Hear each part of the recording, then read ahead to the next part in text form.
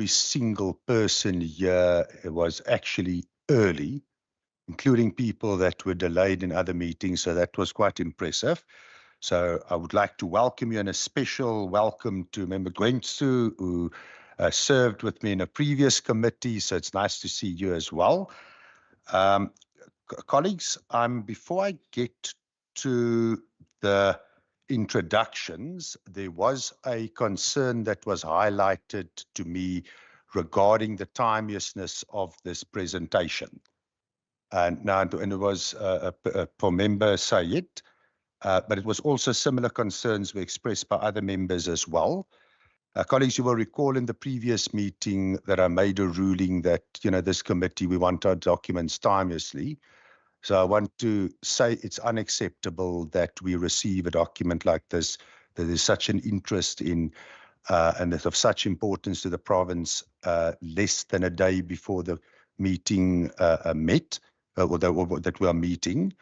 We did in the previous meeting indicate that we are working the committee with 72 hours beforehand as a general rule. But what I am going to do is, in order to have guidance and to ensure that this committee's expectation is consistent with other committees, I'm also going to refer the matter to the Rules Committee. So in that regard, we will get to the presentation itself just now, but I want to make that ruling right up front. And colleagues, the purpose of the meeting today is it's a briefing by the Department of the Premier and Department of Police Oversight, Community Safety and the Western Cape Safety Plan.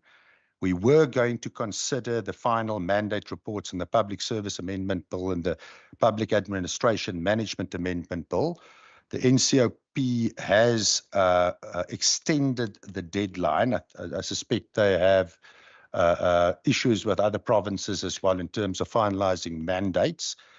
And also we have not received, in order to apply our minds, we have not received the relevant minutes of the NCOP. So that item will stand over for a future meeting of ours.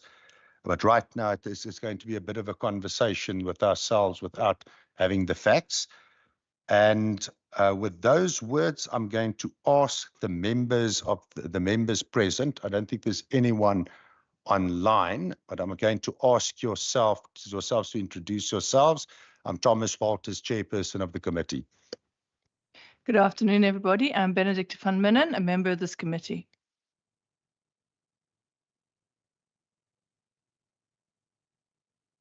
Good afternoon, Chair. Sorry, I thought Member Johnson was going to introduce himself. I'm Khalid Sayed, member of the committee. But while I'm at it, Chair, let me also just welcome your ruling, and let me also thank you for your leadership in this regard on the matters around the presentation. You have listened and you have given direction. Thank you, Chairperson. Good afternoon, everyone. I'm Peter Johnson, member of the committee. Good day, Chair and Premier, and special greeting to the Provincial Secretary of COSATU, the only red union in the country. My name is Benson Ngensu, the Chairperson, the member of the legislature.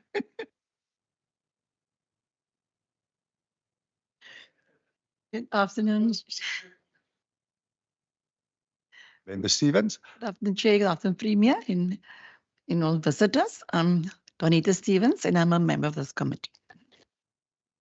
Good afternoon, Chair. Brett Heron, member of the committee. I can ask the Premier, not that you need introductions before the record, if you can introduce yourself, and then I'm going to go to the POX department. Thank you very much, Chair. And I'm Alan Windy, the Premier.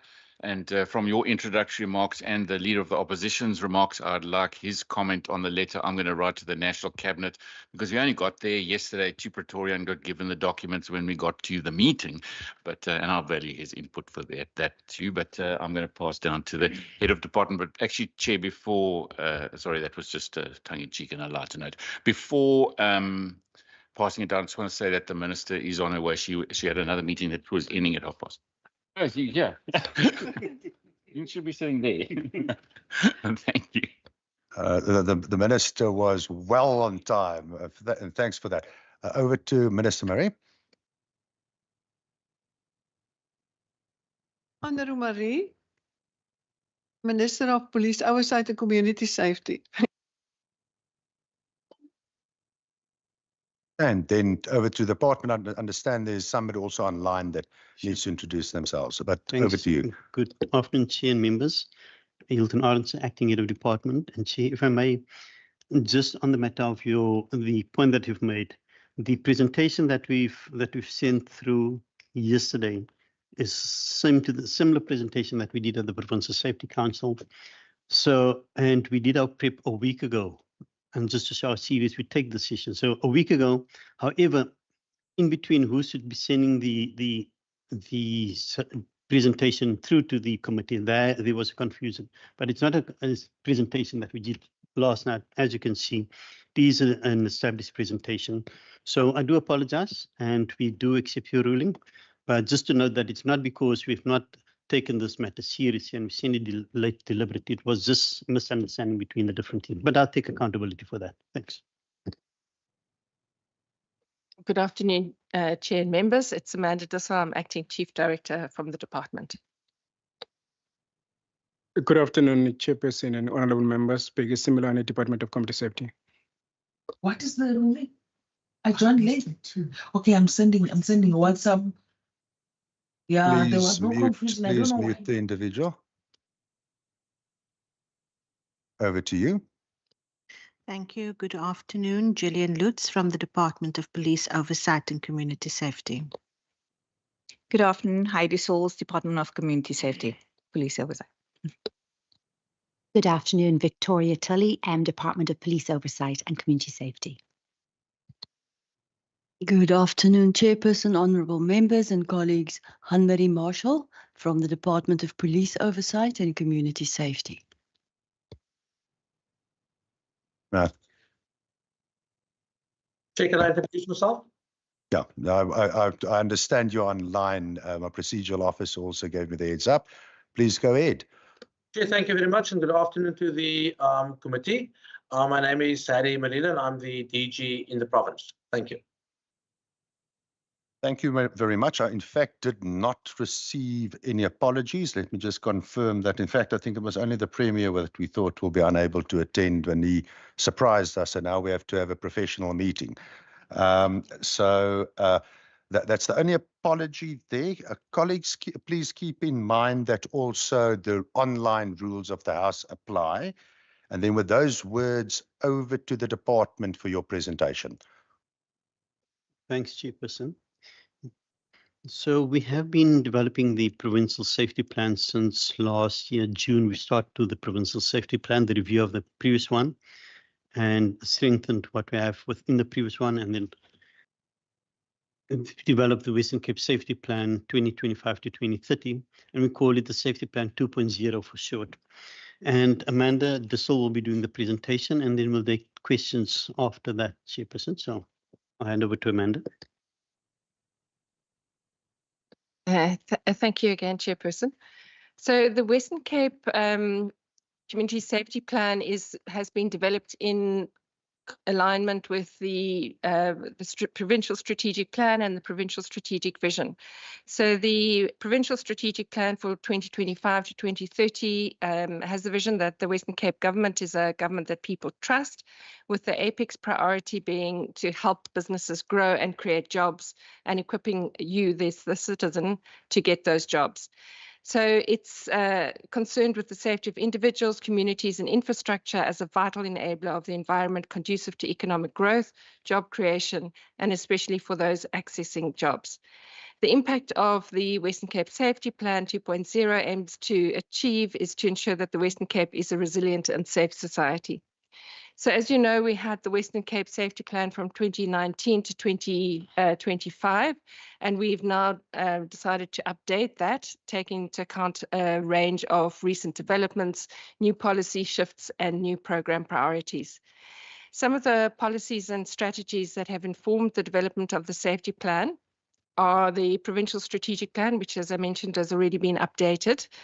The Provincial Safety Plan, which from 2019 to 2025, which has informed the ongoing development of this particular plan.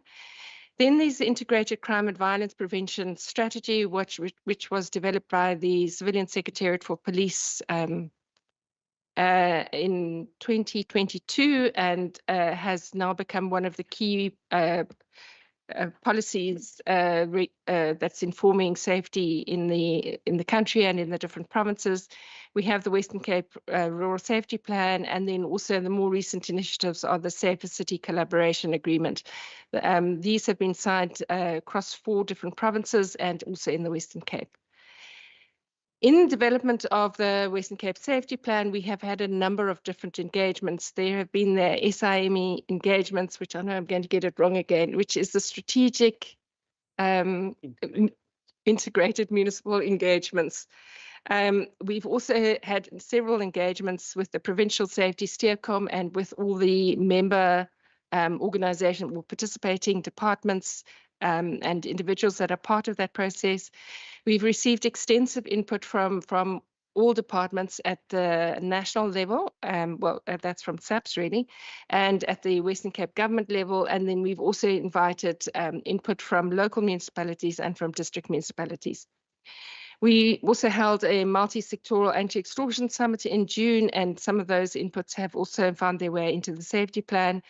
Then in April and May this year, we held district municipal engagements in all the districts, together with SAPS and a variety of different stakeholders, the safety stakeholders, and they also gave us input. Then we've also been engaging with the Safer City Collaboration partners. They've also given input, and also more recently at the Safety Council, which was held on the 10th of September. So what we have taken into account in drafting of the plan is that there are some challenges that are facing rural, and there are also additional challenges that are facing rural communities. Many of these challenges are actually across the board, across the whole province, but some of them are more concentrated in the city and in the urban areas, whereas others are more concentrated in the rural areas. So we have murder and violent crime. More recently, we know that murder is that 83% of murder is now taking place in the city of Cape Town. So this is why a lot of our initiatives are really focused on the city, but we do not want to neglect what is happening in the rural areas. We feel that the previous safety plan did not place enough emphasis on rural municipalities and rural areas, and so we have tried to expand that. Violent crime is also predominantly, again, in the city of Cape Town. Gangsterism and organized crime, I think we can acknowledge that this is also concentrated in the city, although it does obviously have feelers, and it's in many areas also expanding to the rural areas, particularly where there are crackdown operations on the city. Substance abuse and alcohol harms, this affects the whole province, but in the city of Cape Town, we have the predominance of liquor outlets, whether licensed and unlicensed, and this contributes to largely to an extent of substance abuse with alcohol harms. And then also we have the drug trade, illicit drug trade, which is contributing to substance use and abuse. Youth unemployment and crime, there's quite a close nexus between these two, affecting particularly in the city. We have the burgeoning levels of extortion and the linkages with criminal economies, again, all over the province, but very much concentrated in the city. Gender-based violence, again, I think because we have such a population concentration in the city, also again there. Climate change is really having an impact on crime, and we think that this is going to increase over time. Then we have a whole range of public infrastructure, safety and security issues, particularly in the city. We've got the rail infrastructure, buildings, and all of those kinds of things which are at risk. Increasing access to illegal firearms, the proportion of firearm-related homicides and murders has escalated quite significantly in the last 5 years. Even in the last 3 years, it has been escalating even more. This is an increasing area of concern. And then public transport and taxi violence, I think we all understand that. Then in the rural areas, as I say, there's many of the crime issues, crime groups, organized crime groups expanding their reach into the rural areas. The rural areas are particularly affected by organized crime relating to plant and marine life, poaching and other forms of poaching. Then they also experience burglary and theft of farm tools and equipment. There is continued socioeconomic deprivation in many of the areas. The vast geographic distances in the rural areas also affects policing and law enforcement there. We've also had an influx of undocumented foreign nationals into some of the areas. Many of them don't leave when their jobs are finished, and they contribute to the increase of the population. Then also theft of livestock, land invasions. This is obviously an issue also affecting the city, but also in the rural areas. And then extortion of small, medium, and enterprises. So overall, the Western Cape Safety Plan objectives are multiple, and they're quite extensive. And I think that you will see then the safety plan that many of them are expanded on as well. But we aim to foster multi-stakeholder partnerships through the safety plan, and that's particularly between government, municipalities, as well as business, civil society, and local communities in order to ensure a holistic whole of government, whole of society approach to safety. Our aim is to reduce violent crime-related harms through targeted intervention programs that affect substance abuse mitigation and community engagement.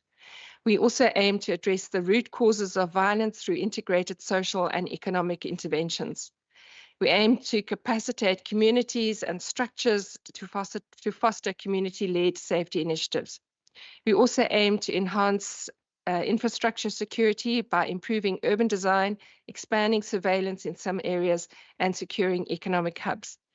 And then our aim is also to reduce taxi-related violence and enhance public transport safety to protect livelihoods and ensure reliable access to jobs, education, and essential services.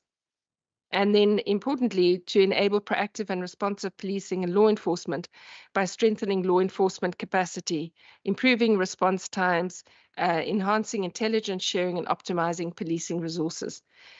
While we, as the province, only have the mandate to, through the municipalities to implement law enforcement, we do have an important oversight role over at the South African Police and Metro Police as well.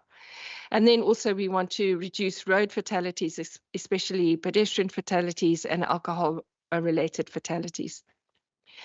The safety plan is very much aligned to the provincial strategic plan, and of the safety focus areas, there are 3 sub-focus areas within that. That is integrated violence prevention, safe and secure communities and infrastructure, and effective responsive and trusted law enforcement. Within the integrated violence prevention, the outcome is that families and communities have strong relationships, cultivate positive youth behaviors, and mitigate alcohol and substance-related harms, creating an environment where family is prevented. There are a number of programs that have been identified in order to achieve that. In terms of safe and secure communities and infrastructure, the outcome is that rural and urban communities and infrastructure are protected through locally owned safety initiatives enabled by area-based and collaborative whole-of-society approaches.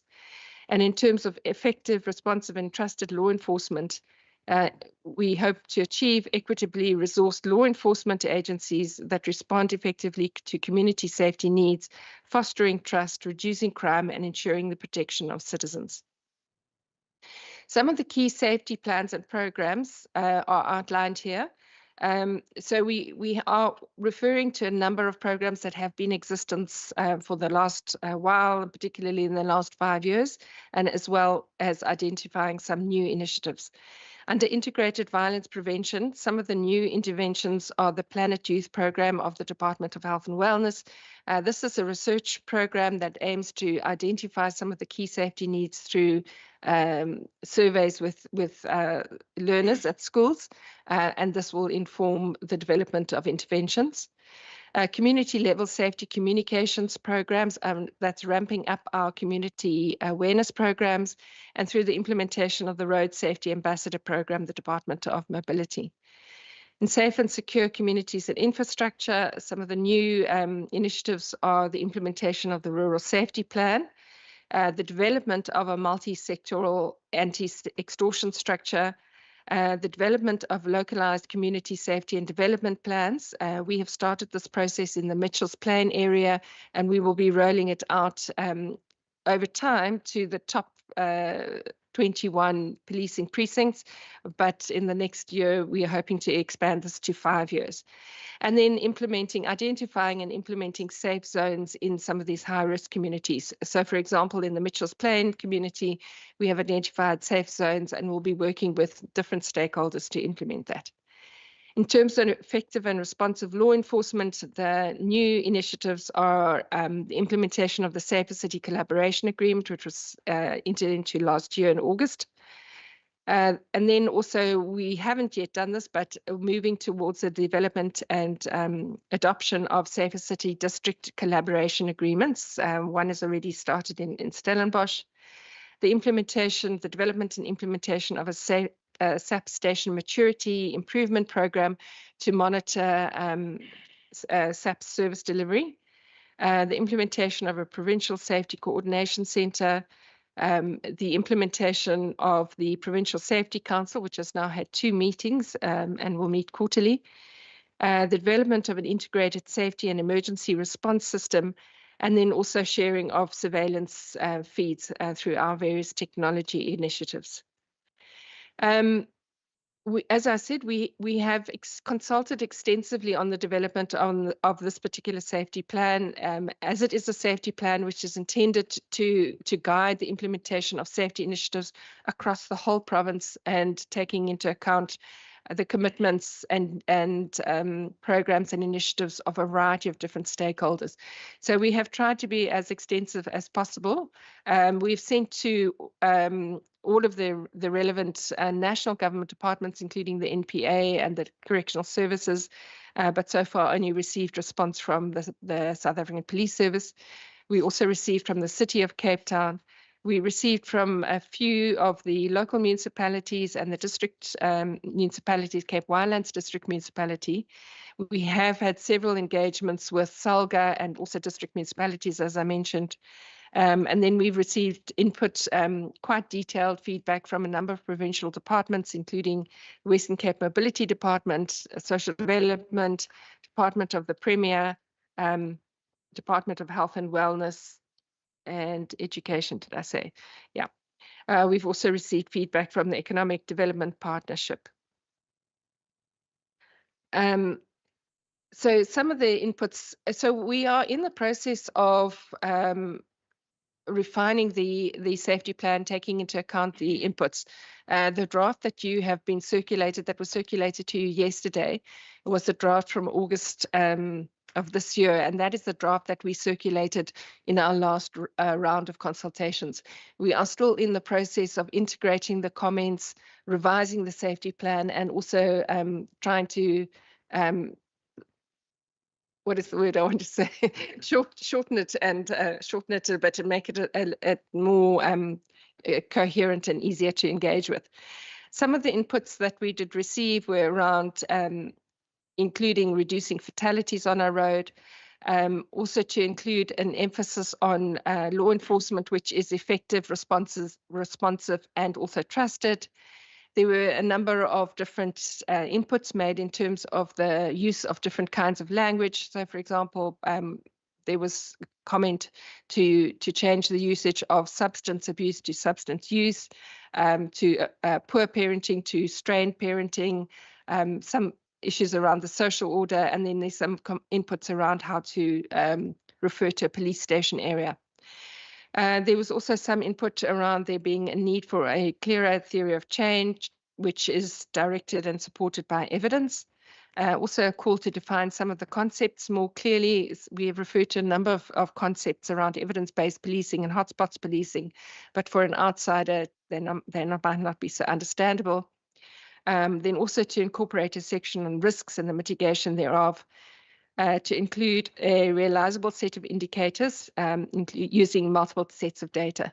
So the draft safety plan that you have seen does include a preliminary set of indicators, but we are still working on that. We'll be meeting with the Department of the Premier tomorrow with a number of other government departments to look at refining the safety indicators for the whole province, and those will be brought into the safety plan when we finalize it. Also just situating the Western Cape in the context of the country as a whole and also internationally.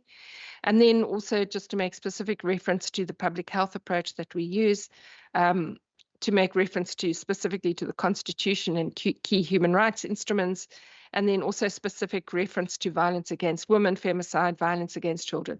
There is already a strong emphasis on gender-based violence in the safety plan, but there was a call to elaborate on this in some areas.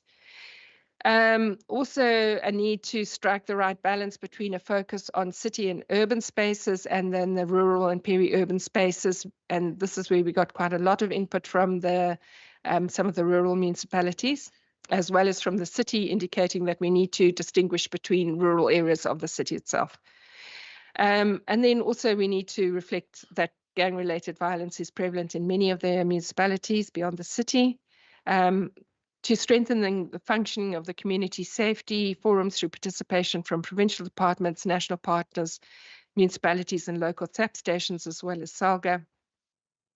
Yeah, and then there are some big issues that need to be highlighted in the safety plan, and that is the province's commitment to pursuing the devolution of policing powers to the province. Also to committing to the integrated governance, IGR, and litigation to address equitable distribution of SAP's resources. So one of the comments, one of the background to this is that we don't believe that SAP's resources are distributed equitably across the province, and that some of the highest, the areas experiencing the highest levels of violence have a very low police to population ratio. And then also we need to look at amendments to the Western Cape Safety Act and the Provincial Traffic Act. We have also designed an architecture for the safety plan, as well as the safety coordination across the province. And the apex of this would be the Provincial Safety Council, which is chaired by the Premier of the Western Cape. This is divided up into three different areas at a strategic, tactical and operational level. At the strategic level is the Provincial Safety Council, which I said is a newly established body. And there are a number of different entities and forums that are participating in this council and feeding into the council. So we have a number of different national departments, the Civilian Secretariat of Police, the National Prosecuting Authority, Justice and Constitutional Development and Correctional Services, as well, of course, of the South African Police Services, which is a major stakeholder there. Then we also have the Cabinet Committee on Safety.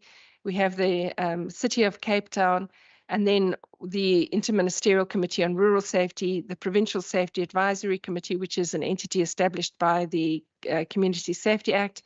We have the Safer City Executive Committee, and then also the Provincial Community Policing Board. All of those entities are then informed at a tactical level by various different structures. So the Prof Joints, for example, has various subcommittees of which our department and many of the other provincial departments form part. There's a technical committee on rural safety. Then also we wanted to find a place for the Institute for Municipal Public Safety, which does provide safety at municipal on municipal law enforcement. We have the Provincial Safety Oversight Committee, District Safety Forums, the Safer City Steering Committee, the Safer City Technical Committee, and district and sub-district CPFs and safety forums. And then at the operational level, we have departmental operational structures, the municipal safety forums, and the Safer City cooperation work streams. And then just finally, in terms of the next steps, so we have the development of the safety plan has been in the process of development since around April, when we started off with our initial round of consultations. Draft 2 was circulated in August the 5th, and then a second round of consultations was circulated on the 22nd of August. We've consulted with the Provincial Safer City Collaboration Partners on the 10th of September with the Provincial Safety Council. We are now consulting with the Standing Committee for the Premier on Constitutional Matters.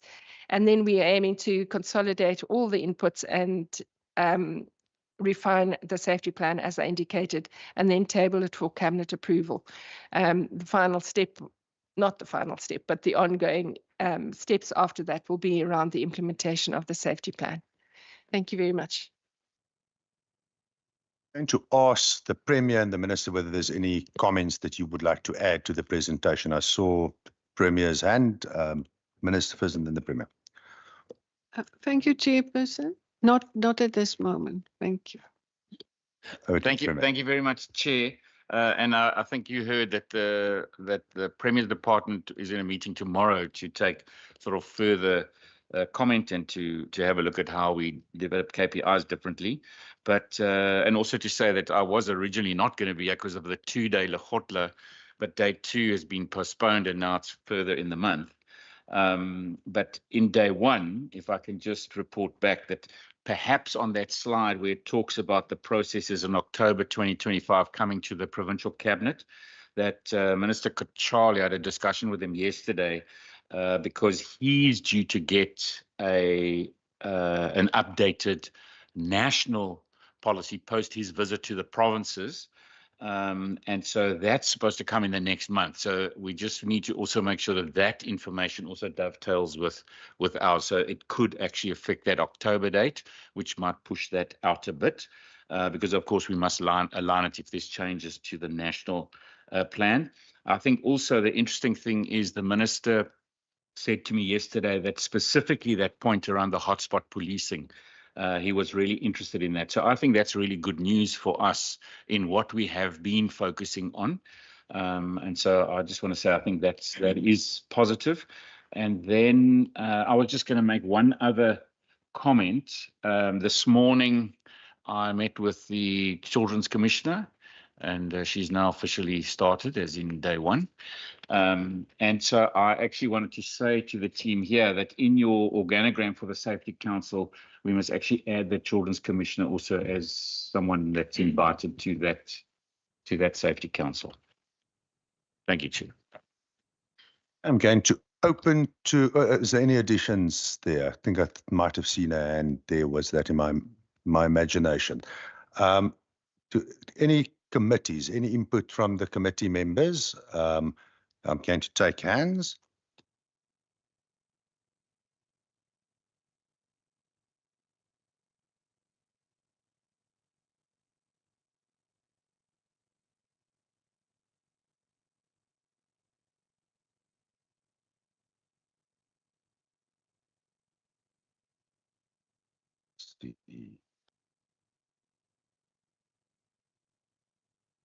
Member and I could have saw. I think my peripheral vision isn't working well today because I thought I saw somebody there and I did not see somebody there initially. Member Van Minnen, then Member Heron, Member Johnson, Member Sayed, and Member Klensu. Then Member Van Minnen. There are treatments for people who think they see people. Talk to me afterwards, I'll let you know. I just got some questions here, if I may. Thank you very much for the presentation. Going through the slides, which don't appear to be numbered, rural versus metro challenges. I've just got some questions there, if I may. Under metro, it talks about climate change and crime. If we can just expand on that, because I can potentially see how that could be an issue in rural areas, but in metro, not so much. Obviously, access to firearms, does that also include issues to do with the conviction rate? We saw a matter last week where people were, gunmen were arrested in Bellville. It was a very much a lauded case. They had 6 AK-47s that have been released. There are various issues around that, but if we can just touch on that, because that clearly illustrates the issue that we sometimes face with actually getting people off the street and keeping them off the street.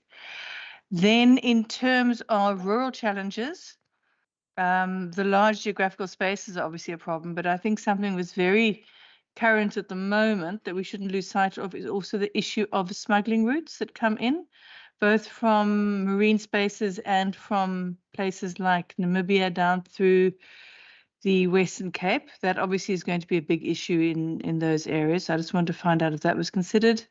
Then going on to the safety plan objectives, obviously addressing the root causes of violence through integrated social and economic interventions. I assume that is a whole of government approach that is encouraged to be dealt with by all departments and organizations in their budgeting and their sort of way of actually dealing with things, because ultimately that really is a very important link. I think I'll leave it at that for now, because I presume there'll be a second round.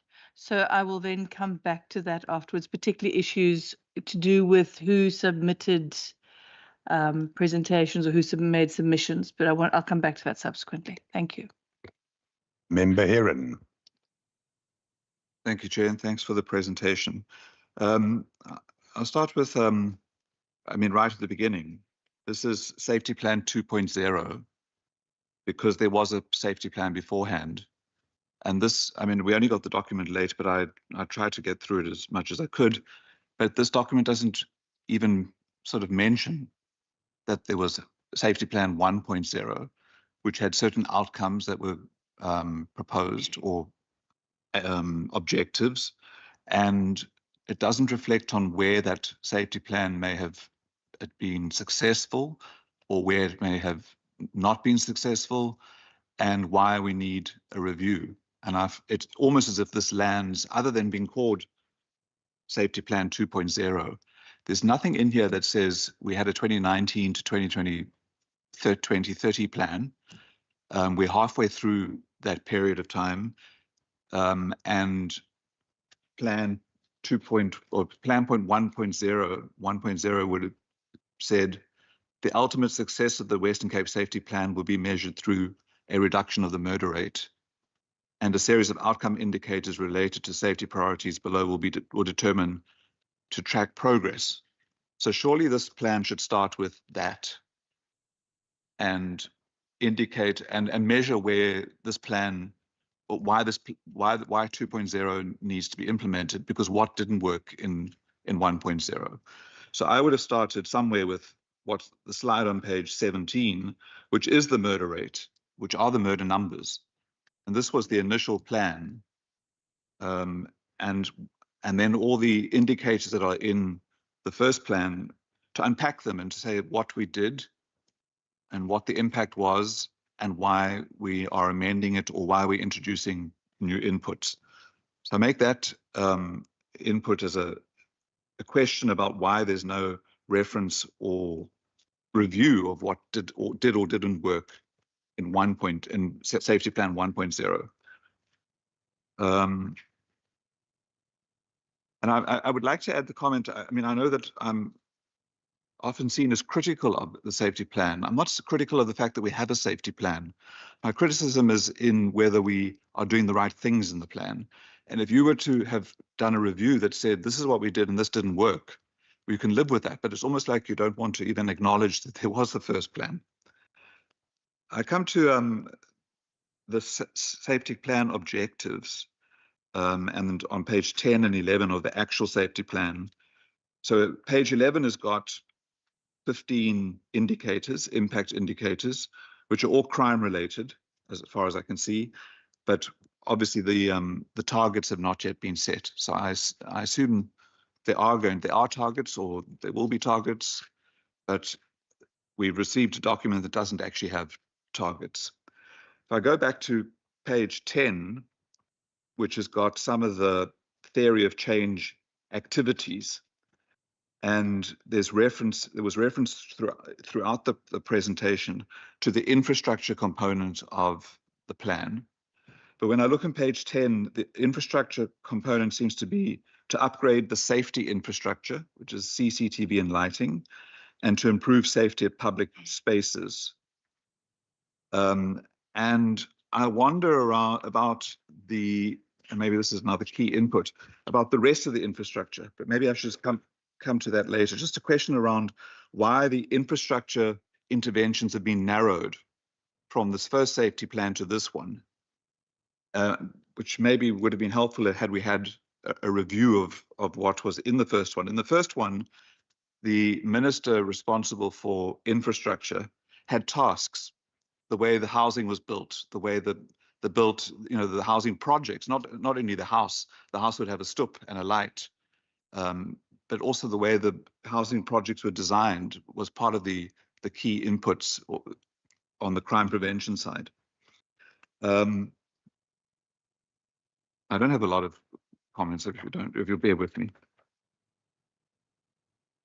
I want to come back to this built environment or the infrastructure part, because the part that's missing for me most is a complete sort of ignoring of, first of all, where the most dangerous precincts are and how they link to the spatial form of those precincts, their spatial history, and what is the role of the infrastructure department and municipalities in addressing the built environment. Because this crime is not happening where I live, but it's certainly happening in communities that were created under the Apartheid Group Areas Act, where we haven't done enough, not only as a provincial government or city government, all of our governments have not done enough to address the spatial legacies. And you can tell the hierarchy of infrastructure. You just have to drive from a previously white area to a colored area to a black area. You can tell the hierarchy of infrastructure is still exactly as it was under apartheid. And this plan doesn't address the ghettoization of people. And with ghettos comes the social conditions that give rise to the kinds of crimes that you've fleshed out so well in the document and in the presentation. So I'm missing the built environment interventions, which I think should be one of the key, under your key inputs of stuff that you still want to consider, I would ask that be added. Then just going back to the Western Cape Safety Plan objectives, there was a remark around law enforcement and responsive policing and strengthening enforcement capacity. And I had a question, and this is part of what's concerned me for a long time about the safety plan, is that it is the boots on the ground component is implemented by learner law enforcement officers. So they're not even full law enforcement officers, learner law enforcement officers. But law enforcement does not fall under provincial oversight. It's outside of the Metropolitan Police Plan. Now, surely we have to address that. This can't be a partnership between the province and the city and other municipalities now. When the police plans of the municipality does not need to account to the Minister for Police Oversight and Safety on law enforcement. The last law enforcement Metropolitan Police Plan that I read, which is given at least a year old, not the most recent one, doesn't mention law enforcement. So law enforcement officers are not accountable to the Minister of Safety, of Community Safety and Oversight. So there's a problem in having this thing implemented by a structure that is not recognized by the Policing Act and doesn't have to account to the Minister, our provincial Minister. Thank you. Member Johnson. Thank you, Chair. I think Member Van Minnen sort of touched on my question already, but I just wanted to know, in terms of the achieving the objectives of the safety plan, I think it's quite clear to everyone in this room that this is for the safety plan to be successful, it needs to be a whole of society approach with all government and every single citizen in the province doing what they should be doing to ensure that this is a sort of a successful plan at the end of the day. And I'm looking at the slide from inputs received on the draft WCSP version 2.0 on page 8.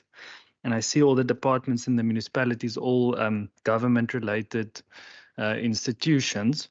I just wanted to find out, we know that this is getting inputs from government is normally very technical and not necessary. I'm not saying it's not the actual problem on the ground, but I'm just wondering if communities who actually face these daily realities and crime, if sort of any communities was consulted during the process while drafting this plan, and just sort of, I mean, was the role of citizens taken into account when drafting this version of the safety plan? Thank you, Chair. Member Sayed. Thank you very much, Chairperson, and let me thank the department for the presentation. Look, I think the questions posed particularly by Member Johnson about the community input, that's one that I wanted to also build on. I think also, when did this consultation happen in terms of informing the plan? And also perhaps as a way forward, what role can the legislature play, particularly as an oversight institution, in terms of bringing together various community voices to actually inform such a plan? Because, I mean, we as members of provincial legislature, we serve communities. We interact with various NGOs, various organizations that are actually practically in the streets fighting crime. So I just wanted to get that sense. But also just then on that, I see there is having read the plan and interacted even with the presentation, and I think Member Heron spoke to it, it's very much, my understanding is that it's very much strongly enforcement driven and boots on the ground driven, but with a program like LEAP expansion, hotspot policing, K9 units, very, very important. And I want to firstly just speak onto that matter. Within the context of the enforcement aspect, I want to ask, and touching on what Member Heron spoke about the fact that there's no accountability really element when it comes to the accountability to the MEC for police oversight. That, in a sense, then disarms us, because who do we hold account? But just with regards to that, how does that aspect of the plan speak to the memorandum of understanding that was signed at the beginning of this term between the three spheres of government, national, provincial, and local here in the city of Cape Town in particular? Because I understand there was a memorandum of understanding. How does that speak, that particularly with regards to the issues around policing and boots on the ground aspect, and linked to that, particularly with regards to extortion? Two aspects, extortion and then also the gang issues. Does the plan, it may not speak in, because I don't see it speaking to that, but what are we saying regarding high flyers? Because there was a period, I think, before this term, when we found some of these high flyers being arrested. Nafiz Modak is currently there where he belongs. Stansfield. What are we saying about the plan, working obviously with national, with SAPS, to ensure that the high flyers, particularly gang leaders, are arrested, and really making life uncomfortable in communities for gang bosses in particular? That's at the level of the boots on the ground. In terms of the other aspect, how will government in the province and working with municipalities ensure that prevention and development interventions such as trauma counseling, substance abuse treatment, and youth employment, how will they ensure that these aspects are equally prioritized and resourced in line also with the national medium-term development plans prevention first mandate? because that's a aspect, and the Premier came back from the Lekgotla now. That's an aspect of the national plans. I just wanted to get a sense of that. Number two, and I'll come back with some others later. I don't want to is in terms of the issue around the budget aspect. So the plan sets a number of objectives, but I pick up that there's no ring-fenced budget. Is that because, and maybe this has been addressed before, is that because each department in particular in the province, their budgets need to speak to the plan? I just wanted to get a sense of that. Thank you. Amendment Glensu. Thank you very much, Chair. Few issues raised, though some have already been covered.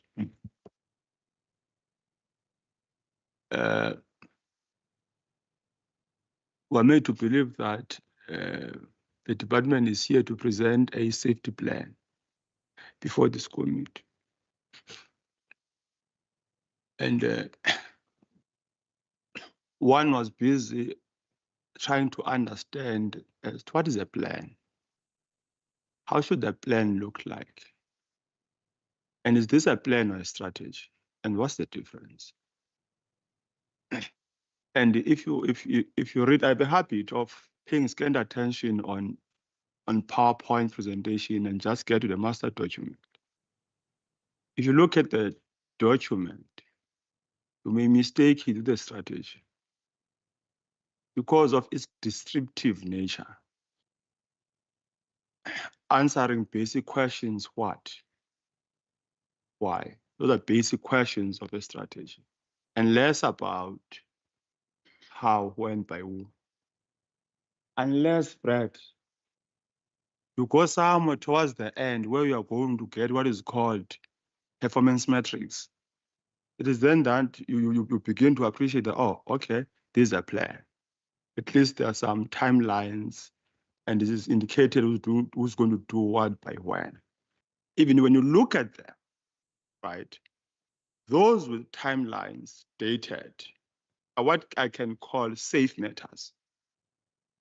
Safe matters. And the critical areas, Premier, which are highlighted, do not have timelines or not dated, and also not indicated who's going to execute. And also, again, where the question is answered, when, by who, and so on. Some of the areas set out in the objectives do not find expressions. And I take that as a glaring gap. As a glaring gap. And if you visit this, you're not going to find it. But if you do, you can find it in the main document. And also you link this with the point made by Member Heron, Brad Heron, in respect to, because the posture of this document is taking, suggests that you are introducing something new. Though somewhere you do see some updates, even it's written differently in terms of the font color. But if it's a review seeks to take stock, appreciate what was achieved and not achieved, though in certain respects, somewhere here, that point is made, right? And what alignments and realignments. That, to me, is missing. And I think we're supposed to be taken to confidence to say, okay, from this first plan, which ended recently, and now it's 2025, 2013, here are the advances made, challenges faced. And based on our experiences, this is what we're going to do. And the criticism which were put forward by some of us. So that I take also as a serious clearing gap. Again, Chair, the hybrid of plan and strategy, that's my conception, fails to appreciate, Malvin, that Cape Town is now a crime scene. It fails to appreciate that because we are presenting a safety plan on the 1st of October. And this period has been a period where we've been in a crime scene, or we've become a crime scene, which crime and violent crimes have reached a crisis point. Why this plan is not making that appreciation beyond historic stats in respect to murder rates and so on as a response, so that whoever is watching, who's listening, at least can have some degree of hope that the Premier and his department, they are meeting with the portfolio committee, and here is the plan. And in the plan, they don't talk about that at all. You know, still highlighting areas which were problematic, yes, of course, and they remain problematic. But the concentration of violent crimes, for instance, have moved beyond areas which are actually cited. Yes, they are still there, but now it's expanding. And the document has no appreciation of that at all. You know, that we're in a crime scene. The third glaring area here, even in the objectives, is on the question of what one describes as proliferation of firearms, which are often used as a weapon of choice in this province and in Cape Town. They not talk about this question of proliferation or circulation of firearms in the Western Cape, except the call to establish for destruction of firearms and so on. But they not talk about ending this. Yes, we've identified it, right? It's a problem. And according to our analysis, it's because of this and that. And we're going to end it by such a date. And I don't know even in the performance matrix as to why largely deadlines March of 2030. And that there is no immediate, even if you say 2027 and so forth. So that at least by March, you are able to say what you continue to do an ongoing evaluation of the plan. That is missing, completely missing. Firearms, illegal firearms are a problem in the Western Cape and in Cape Town in particular, and that is not appreciated. But I'm happy, Premier, that at least there is an acknowledgement. Despite an attack directed at the ANC and mean particularly by Ian Cameron, who is today behaving as a chair of the steering committee of the Western Cape, not of the country, and JP Smith. That here you are acknowledging the crisis, I mean, what you describe as a root cause of the problem, which is in line with our characterization of the chronic crisis of underdevelopment, though you're not using that crisis of underdevelopment, but you're pointing out those areas. But again, you are not strong. The document is not strong enough, Chair, on the issue of the environmental design, in particular in the West, in Cape Town, which I think, not comrade, sorry, Member Heron has also pointed out, you know, the crisis of potholes, yes, poverty and many other areas pointed them out. And indeed, all these crimes, violent crimes, Chair, takes place in these areas defined by chronic crisis of underdevelopment, where in Khayelitsha, in Kraaifontein, in Gugulethu, where there are squatter camps. So that is missing. As I move towards closer, Chair, someone that talk about the whole issue of technology and cameras. But again, they not talk about the existing cameras, to what extent were they effective and efficient, right? And an account about them, so that at least you can have, and talk about, and where we stand, and I hope, how many cameras are working here in the city? How many cameras do you have? And how many are working? Of the ones working, how many of them have helped, aided successful investigation on a basis of footages available? You know, that I think is key. Then the plan take us forward to say, given these challenges faced, confronted, this is our response. Because where we stand, some of us, according to our analysis, is that cameras in working class township are not working, and those that are working have blur footages, which those blur footages don't aid any successful investigation. You know, there is this issue about training of subs and prosecutors. I think the plan is over-ambitious, so to speak. Some years ago, I was told, I was not in the part of, but I was part of this province. There was a commitment made to assist subs for, what is this? For admin, for data typist. That has not been realized, and there's no account about it. And there's a talk about the training of prosecutors and subs and so forth and so on. Okay, how are they going to account to this committee or to our committee? And related to that is the question of LEAP officers, accountability, because the plan need to spell out the accountability of some of the departments. For instance, now it's more than a year since this government came to power, but we haven't followed our money in the province premier, which was deployed to LEAP officers, of which JP, as MMC responsible for safety, is overseeing that, but has never accounted. And attempts have been made to say that the city of Cape Town need to be invited, and that hasn't happened.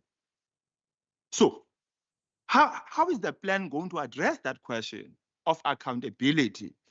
Yeah.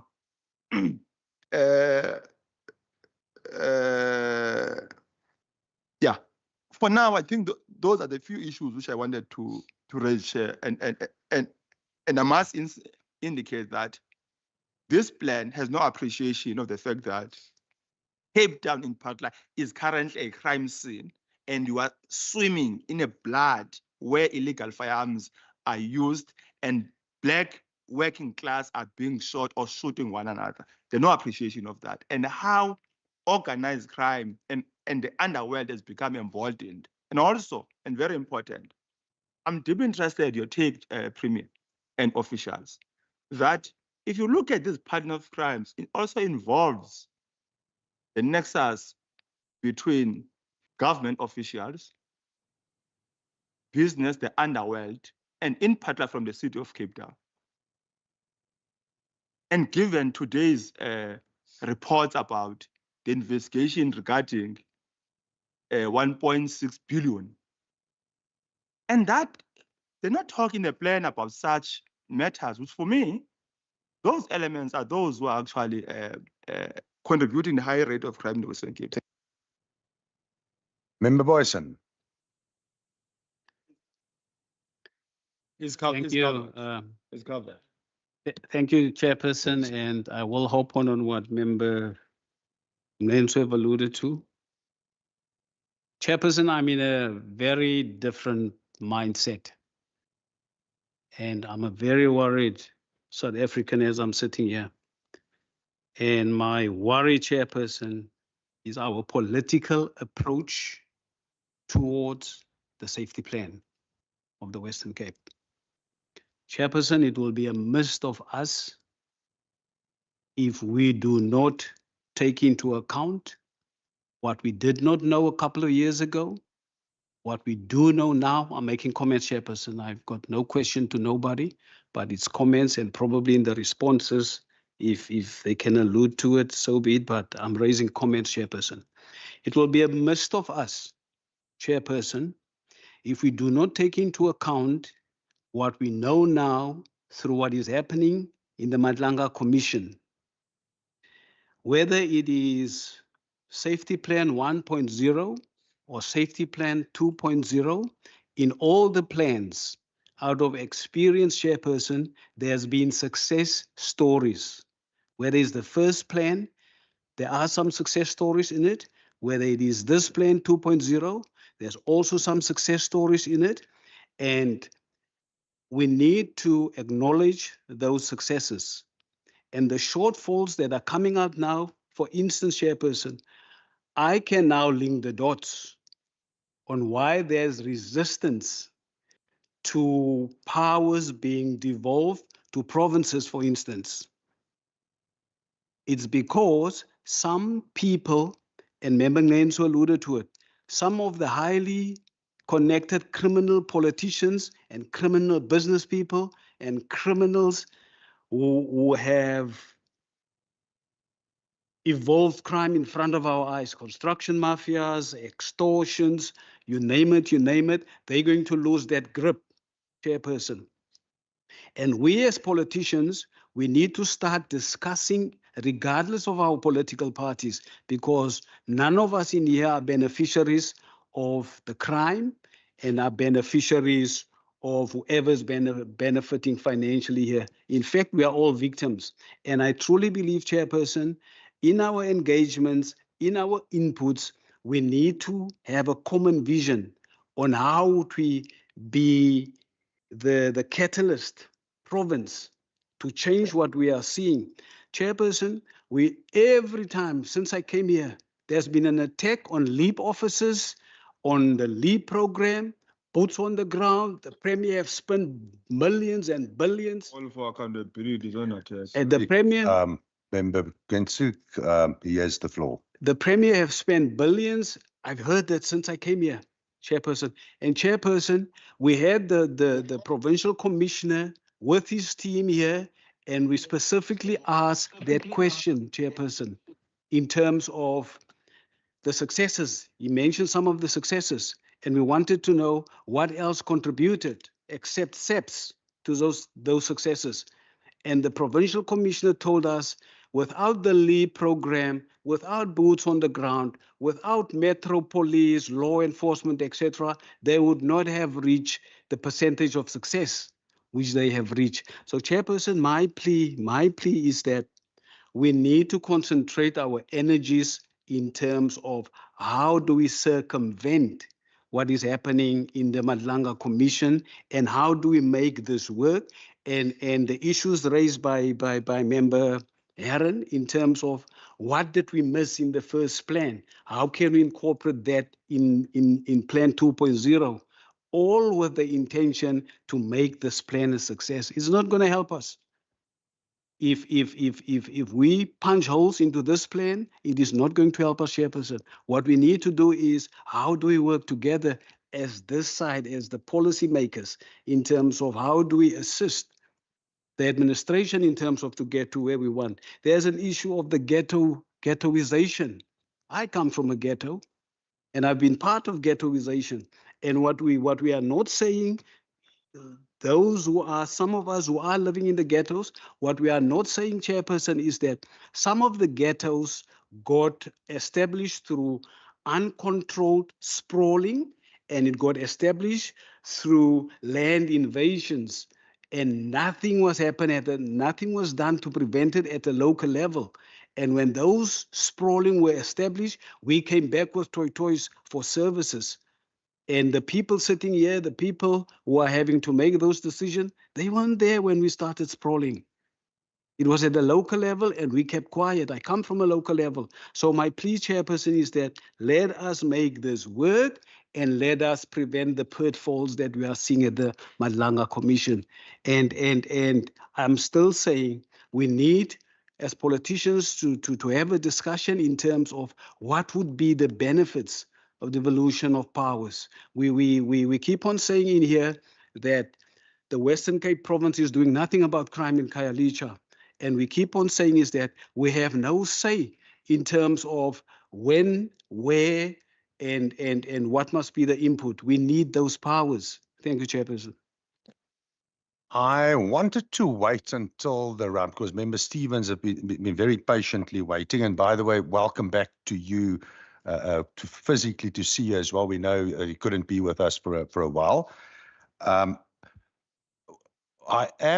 The input started out very much directed at the presentation. And I think some very, very good inputs, regardless of political affiliation. I just think it's a good moment. I don't want to restrict any of the speakers to maybe just make the point that we are here to debate a strategic plan, which I think, we are busy at the moment. But I think there is a risk that we are going to simulate a debate in the House, or alternatively, a dialogue that needs to take place between the politicians. I, for one, I'm a huge fan of devolution. I know there's others in this committee that are not huge fans, but we might be able to find one another if we engage with one another as politicians. But right now, what we're busy with is engaging with a presentation. And I think there's some very, very good comments that were made there, which I will also allude to in my own input towards the presentation. So I would like to caution the committee members that we don't engage in a debate with one another or with politicians elsewhere when we're in fact here meant to deal with the presentation. And it's not only, is there not only one, I'm very scared of Ian Cameroon and there's JP. a member Gwency, you're I'm out not. of order because of your fear of Ian Cameroon. No, I'm joking. Colleagues, that's a debate best place elsewhere. I didn't want to restrict anyone because we are starting general and moving more specific. Member Stevens, who've been waiting very patiently. Over to you. Thank you, Chair. A lot of questions was asked, but there's people out there listening to the debate. And I'm just going to ask simple questions so that the people that's listening out there can understand what's going on here. I'm not going to sugarcoat anything like some of the questions was like sugar-coated. I'm just going to do it plain and simple. The Western Cape Safety Plan looks very promising on paper. I just want the department to explain to the people how this plan is being practically translated into safer communities, especially on the Cape Plains, where gang violence continues to claim innocent lives daily. And then hundreds of new law enforcement officers have been recruited and deployed under the plan.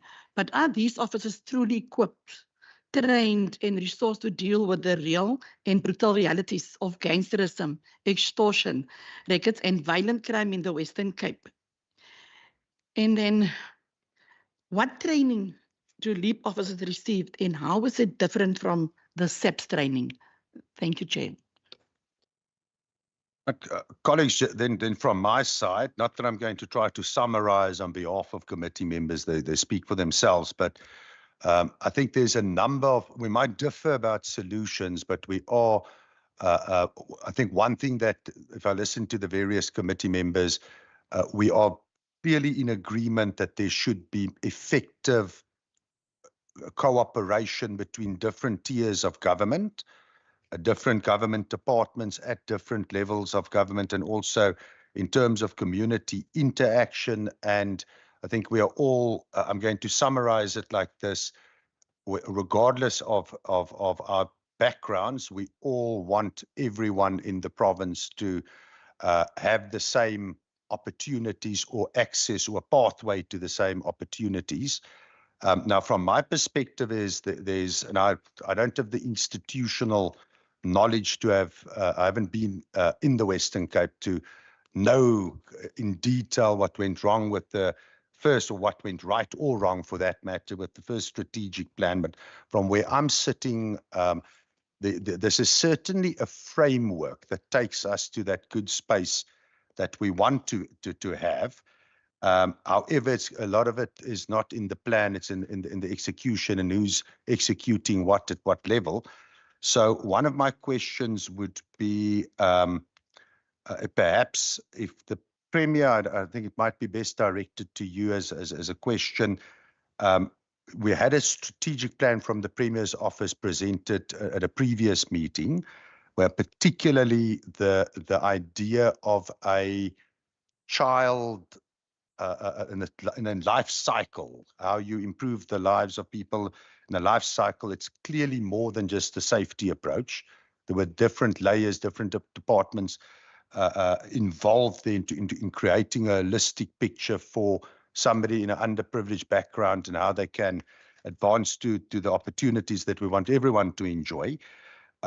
If you can perhaps speak how the Cabinet, the Provincial Safety Council incorporate that approach over and above the law enforcement component, over and above the boots on the ground component. I think it ties up with the question that was made earlier. And then I also, and there was no pre-caucus, in fact, not even from the same political parties, but it is to a large extent, the concern is that it polices the day-to-day crime, but clearly organized crime is driven by a organized crime economy. It's highly organized. In fact, I think it might be misleading to draw a distinction, for example, between rural areas and urban areas and assume that the organized crime only, because the violence is in the urban areas, that it doesn't extend to rural areas in terms of production, smuggling routes, and it's clearly an organized, often international component to it. Now, to what extent would SARS, financial investigative capacity, the financial crimes unit, the asset forfeiture unit, entities like that, where would that fit into this particular plan? And then lastly, from my side, I get the impression this is a strategic framework. It's informed by a strategic plan in the past.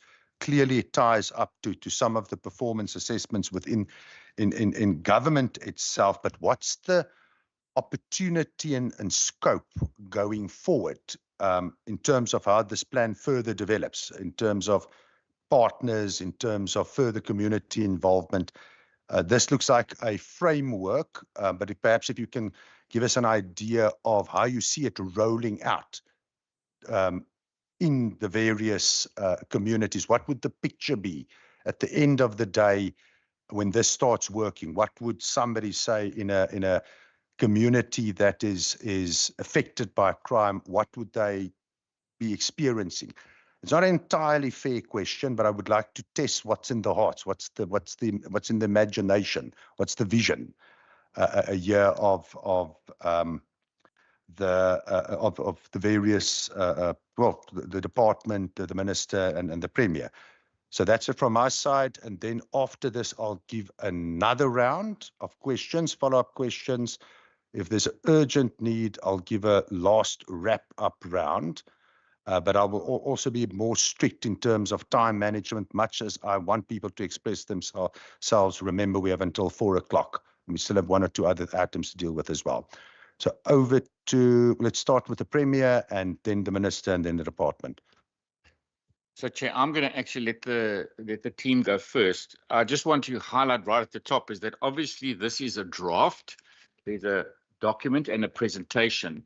And I mean, whether it's the committee itself or through the committee from political parties, they're all welcome to put inputs. And in actual fact, as I said earlier, because of Minister Kachalia's input to me yesterday, in actual fact, it probably gives a little bit more time even before the renewal of the plan. But I'll come back on some of the other inputs that have been added to this, because we need to take those inputs on board. It's not a final plan. But I think I've also made notes of each of these. I'll come back if there's anything that's overlapped or not answered.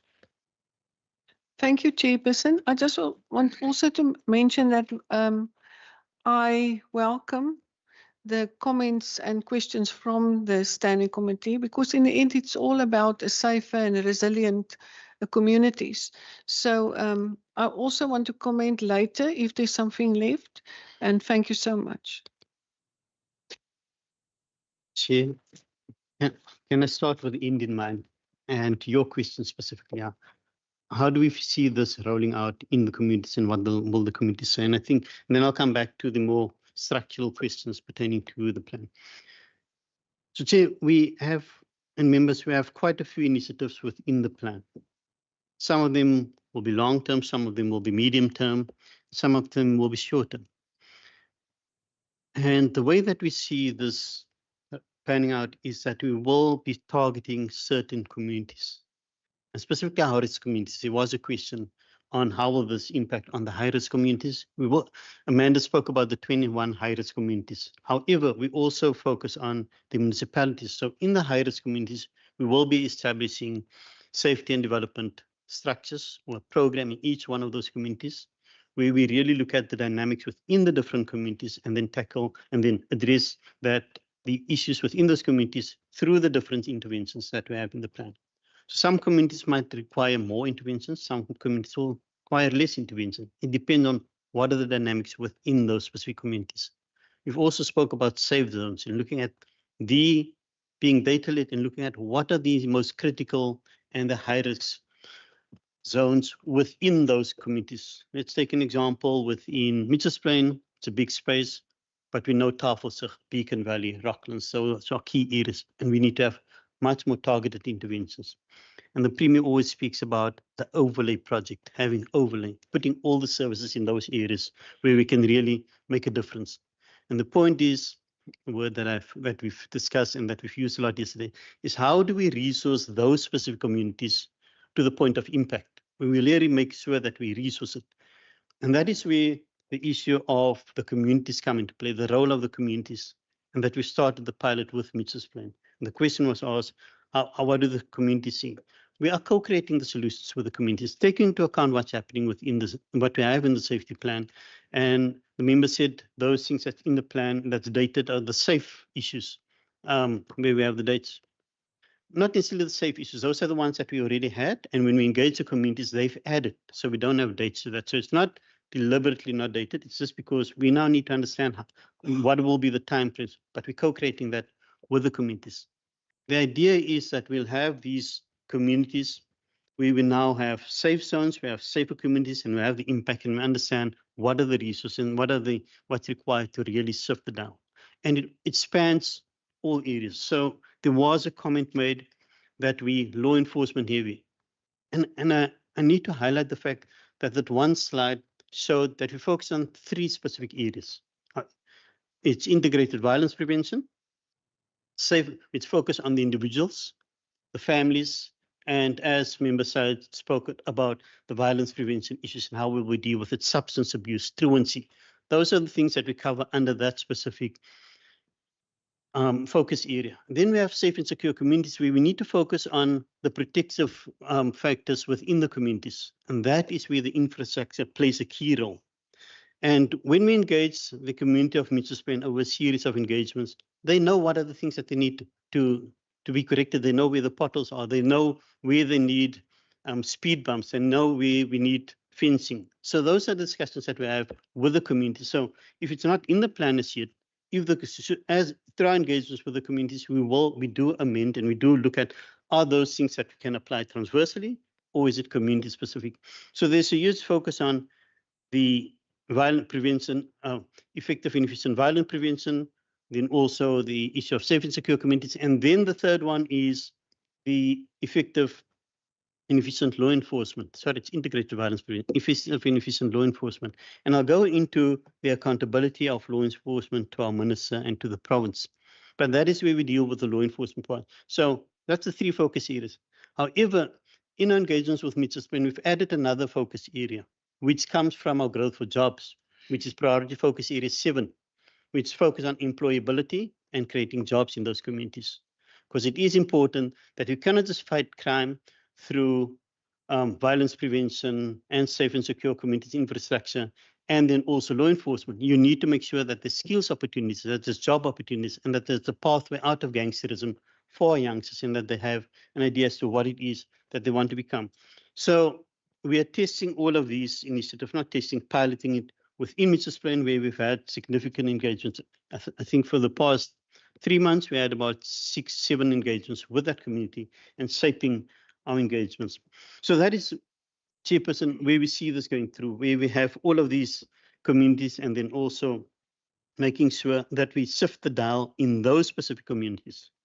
So coming back on the structure, the Premier indicated that this is a draft, and I want to reiterate it, that whatever comments we received, we will go back and we will look at the document and we'll see how we incorporate those documents, because I'm sure the members gave inputs with the intention that we need to improve the quality of the document, and that's why we're here. So reflections on the previous safety plan, if I can get to that one. And perhaps it's a gap, and we need to look at reflecting on the previous safety plan. What we do not want, though, is that we're sitting with a 100, 200-page document, then it becomes cumbersome, and we need to make sure that it's a very targeted document. But we take your point on reflecting on the previous safety plan, learning what we've done wrong, learning what we've done right, building on those things that we've done right, and highlighting that in the document. And also, the point was made in the state that Cape Town is in a crisis at the moment.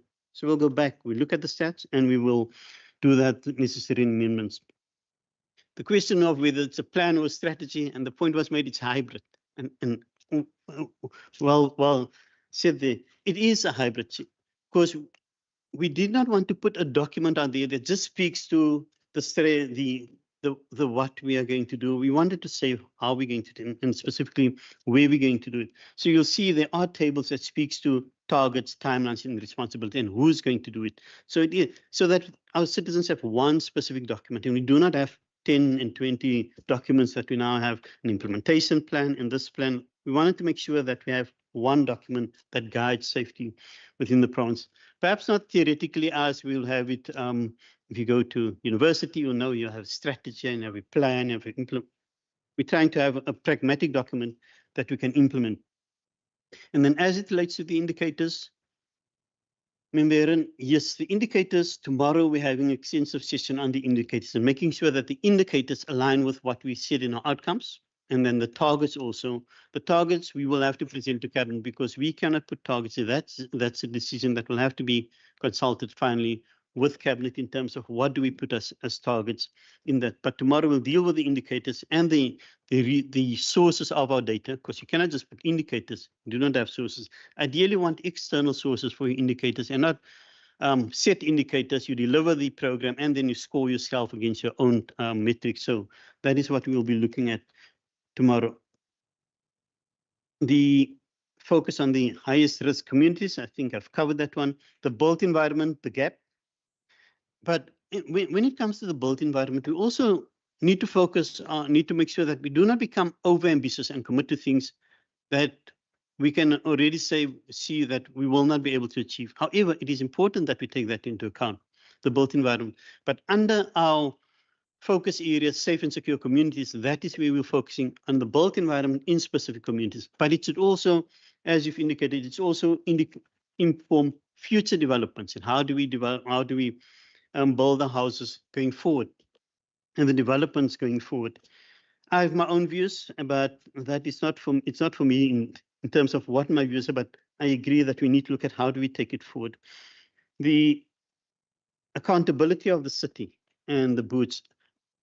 I think at one of the questions in one of the standing committees, the sitting member going to indicate us, do we have accountability oversight over the municipalities? And I put up the screen and I explained and I brought out the act where I said that we do have accountability. So the city does have accountability to us when it comes to the Metro Police, and they do. And as it relates to LEAP, because we are making the transfer payment to LEAP, they do account to us on a regular basis. We have our management meetings with them. We look at the deployments. We look at where it's effective. And they do not redeploy unless they had approved from either myself or the minister. So when they want to redeploy, they ask us. When they needed to redeploy LEAP officers to assist SAPS with the anti-gang program, Commissioner Roberts literally came to Cabinet and put the case before Cabinet and the Premier for that decision to be made, because we needed to withdraw 200 of our LEAP officers from the normal operations to assist SAPS with the gang program. So yes, there's some close relationship there, but also as it relates to the collaboration agreement, there's also strong collaboration that we have. The hotspot policing is not just SAPS going into the hotspots, it's SAPS, the City of Cape Town, and we have monthly meetings with the Hans Seidel Foundation, with the Institute of Security Studies, where we actually look at the work that's been done and how do we improve the work. There are some challenges in the SAP space with regards to their technology and the ability to monitor their own team members, but that's what we're working on. So once again, coming into that space, into the collaboration agreement, the point was made on the surveillance cameras. So we have more than 4,000 surveillance cameras across the city, SAPS, and the Western Cape government. We've done that analysis. We've also looked at the cameras that's not working and where they are not working. So that's a process that we're busy with. And this is the technology work stream within the collaboration agreement. They are actively working towards that. We are also looking at how do we use AI on top of these surveillance cameras to make sure that we can start identifying specific suspicious actions, or can identify firearms through the surveillance cameras. But just to say that we are working hard on that one specifically, as I said, in the technology work stream of the Safer City Collaboration Agreement, and then also having a plan as to share the video feeds. there was a question, how many of those cameras, how are these cameras used towards successful convictions? And previously there was no agreement between City and SAPS to use one another's cameras. We now have the collaboration between them, where they share the feeds, and if there's an incident that happened, SAPS now are able to access the feeds of the city to do the investigation. So there's really some good work that's been done in that space. So remember, you also spoke about the gaps on the firearms, and perhaps it's not coming through strongly enough. And I suppose we need, given the state of affairs, and as we said, that this document has been coming on for quite some time, perhaps we need to go, not perhaps, we need to go back and look at how strong do we really focus on the firearms, and what is the emphasis that we're placing on that. And then also the fact that organized crime extends to the rural areas. Amanda's presentation did say that organized crime is now moving to the peri-urban and to the municipalities just around the city of Cape Town, where they now, of course, it's becoming hot in Cape Town. They're now moving out, but it's also expanding to new markets. They're like a real business, expanding, having branches just outside of the city of Cape Town into the other municipalities. And that's what the other municipalities raised with us. Drakensberg, Overberg, they said, we are now sitting with the overflow of the gangsterism and organized crime that you have within your environment. The accountability of the departments, once again, the accountability of the departments, that's a key thing. And that's why we established this whole structure of the Provincial Safety Coordination Center. And one of the key levers that the Department of Police Oversight and Community has is our coordination role.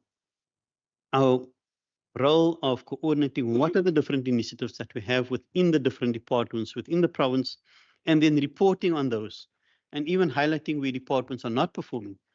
So one of the things that our Premier will say is that I need to know how many social workers have been assigned into the different areas with the money that we assign to Department of Social Development.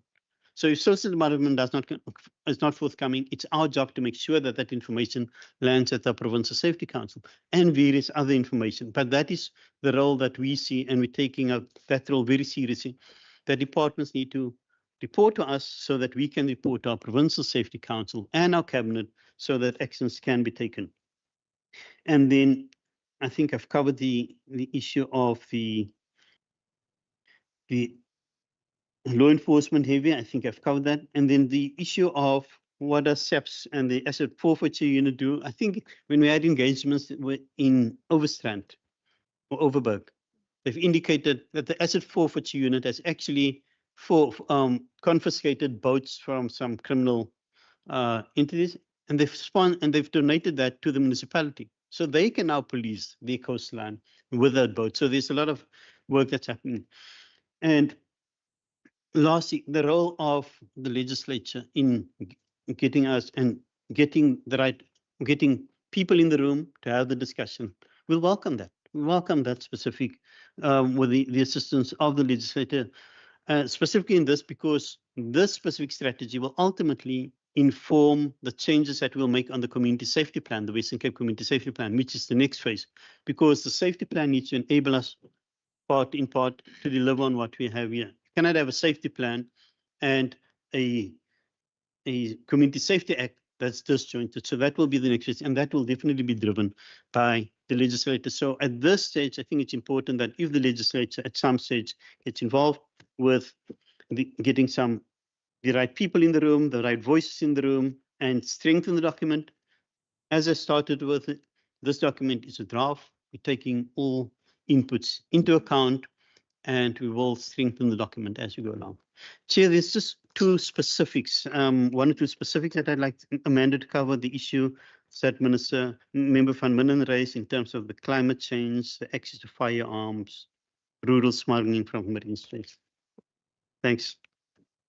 Thank you. Yes, so I think the one thing that we just also need to recognize is that, and I think it comes out in that organogram about how we are coordinating the different structures, is that the Western Cape government can't take responsibility for some of these, for dealing with organized crime. We really have to work with the partners who are more specifically equipped through legislation and personnel to deal with that. So what we are doing is working very closely with our partners, with the SAPS, with the NPA, and the Correctional Services Department of Justice around trying to manage some of these issues. So particularly, for example, around firearms, we have been working for quite a while on the development of a firearm harms reduction strategy, where the NPA, for example, is looking at trying to strengthen the investigation and prosecution of firearm-related crimes. They do have a project which is focused on some of the high-risk magistrates' courts and the dockets that are reported to those magistrates' courts. And that's from that, we also learning and working, and for example, the SAPS and the law enforcement are working on trying to strengthen the initial statement taking from police and law enforcement so that they are able to ensure that they have the information that is necessary for a prosecutable docket. So it's going right the way back to in the preparation of dockets, how the confiscated firearm and evidence is actually dealt with, handled, how it is sent for ballistic testing, and how that is used in evidence in court. So that is part of the overall strategy that needs to be dealt with. There are many, many challenges, and when we look at the prosecution and conviction rate for illegal firearms, it's very, very low. And I think everybody is acknowledging that. I think as you mentioned, increasingly now we are seeing firearms coming in from outside of the borders, Namibia being one of those access routes. So key is to try and identify how those firearms are entering into the province, into the country, tracing it back and having intelligence-led investigations and ultimately, hopefully, prosecutions. But these are something that the NPA and the SAPS have to deal with that through stronger detection, stronger investigation.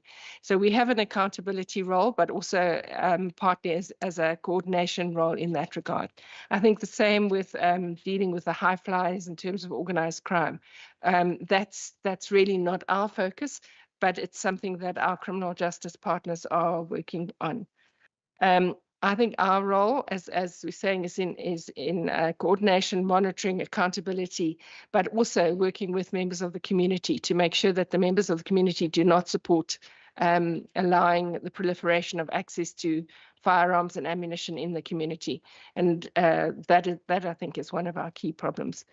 We have a number of initiatives which we can talk about at a later stage.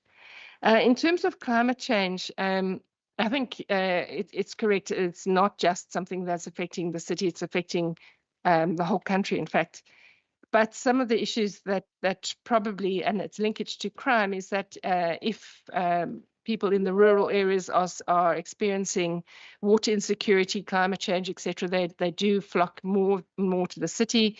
We are experiencing increased pressures on the resources in the city, that access to water security, the impact of storm damages on the city infrastructure and on people who are displaced as a result of climate change, as well as fires, the proliferation of fires in the rural areas as well as in the city of Cape Town. I think all of those are some of the, and of course there are many, many more impacts of climate change on the daily life of people, but that creates pressure that can contribute to crime. Thanks so much, Amanda. What I've neglected to mention when we spoke about the Mitchell's Plain pilot is that it's a collaboration, a whole of government approach with the City of Cape Town, with the South African Police Services, with our various departments within the province, and also various community structures. And the engagements follows a path where we're looking at empowering the community so that they can drive the safety initiatives and also the economic development initiatives within the community. So I've missed that part in my initial discussion. Colleagues, any follow-up questions? Chair? Only committee members. Sorry, my apologies. I know there were a couple of hands go up. Unfortunately, this is a committee meeting, so it's only committee members. Minister Marie, and then yourself. Thank you, Chairperson. Yeah. I just want to say again, thank you for all the inputs. And then I want to mention with this project in Mitchell's Plain or our engagement with Mitchell's Plain, I deliberately asked no politicians to be there. I haven't been there because we cannot politicize safety. So I've been only there the last day and they're still carrying on. It is extensive. HOD says it's only 6 or 7 engagement, but it was extensive engagements whole Saturday, and the whole community was there. Everyone, specifically the NGOs, sport federations, all our departments has been in attendance. All the departments from Western Cape government. And I really think that was a success because we listen to the lived experience of the community members. And that's what's important to us. Thank you. I just wanted to check, you mentioned that the DG, your DG, needed to also had his hand up. Was that, I didn't see it myself. Yeah, Chair, yes, I had my hand up. Can I make a comment? Please do. Chair, thank you very much. I think there's a couple of things, and I mean, I want to make 1 or 2 comments. I think from my side, I mean, the inputs from all the members are really useful. Okay, and I think the Premier and both the Minister made the point that this is a draft plan. Now, under normal circumstances, we would not bring a draft plan to Parliament, okay, and actually for it to be debated. But I mean, looking at this, is that we've brought this draft plan to you and for you to engage on it. And the only thing we can do now is we're going to go back because obviously this plan must still serve before Cabinet. I mean, it doesn't have Cabinet endorsement. So from a policy perspective, it's not been endorsed as yet. But you can see the amount of work and stuff that has already gone into it. So what we will do from our side, Chair, is we took copious notes. And we will now take some of those comments and even some of the internal comments from the policy team, into the further work, into further refinement, and then it will go through the Cabinet process, and then it will become a formal safety plan 2.0. And I think, as the Minister said, we're also taking some comments, from key communities. There are also initiatives from our side to particularly zoom into some communities, particularly where there are problem areas, and then we will finalize the plan. Chair, the key thing here for me is that, I mean, this is just not a plan. It's not going to be a plan just by Western Cape government. It is important that this plan is a whole of society approach because, I mean, the issue of crime is not, the solution doesn't only lie in government, but it also lies within communities. And that is why our focus is going to be heavily targeted towards violence prevention. And in your opening comments, you asked also, how do we connect this to the provincial strategic plan that we've tabled? You will notice that Hilton indicated that this plan basically has got 2 legs, and we've had a lot of focus on sort of the policing part of it and the whole issue around how we deal, with criminals, etc. But what this new plan will do, it will shift a lot to the violence prevention section, and that obviously, deals with bringing in all the departments. So what's the role of the Economic Development Department? What is the role of the Social Development Department? How do we deal with kids that's at risk, within the vulnerable state? You mentioned the issue around life course. So if you take the life course approach, you will see that this plan actually intervenes, particularly in the early stages of life, from birth to what's happening in the household, to what's happening in the communities, through the education system, and ultimately also it will form part of our youth strategy. And youth strategy, particularly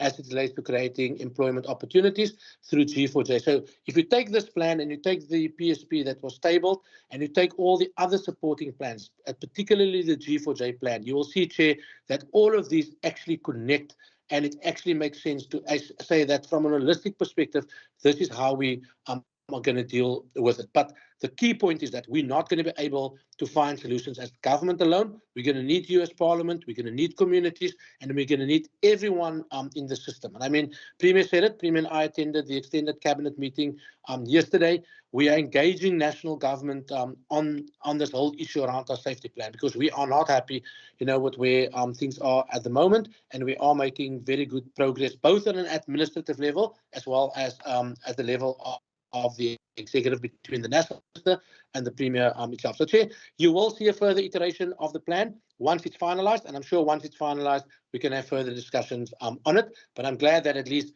from the Parliament side, we received some input now from your side, which we will also pull into the plan. Thanks. Over to the Premier. Thank you very much, Chair. I think, as I said before, this is a process at the beginning of a term. So you have a strategic plan, and you need to have a look at how that process of the strategic plan, which is linked to national, linked to provincial, and how that then gets reiterated or redeveloped. But I want to go back, and this comes from Member Heron's question about a review of the original plan, and I agree with it, absolutely. I mean, if I go back 6 years when it was my responsibility and a mandate was given and we set our 5-year plan, if you remember back then, over and above our constitutional mandate of oversight of the police, I said that's not enough. There's too much crime in our system. Our citizens are feeling it every single day. And I mean, that was 6 years ago. And I mean, the Honourable Gwensu spoke now about what people feel today. If you go back then and now, cheapers, I mean, it's getting worse and worse. So then I said, we've got to do something else.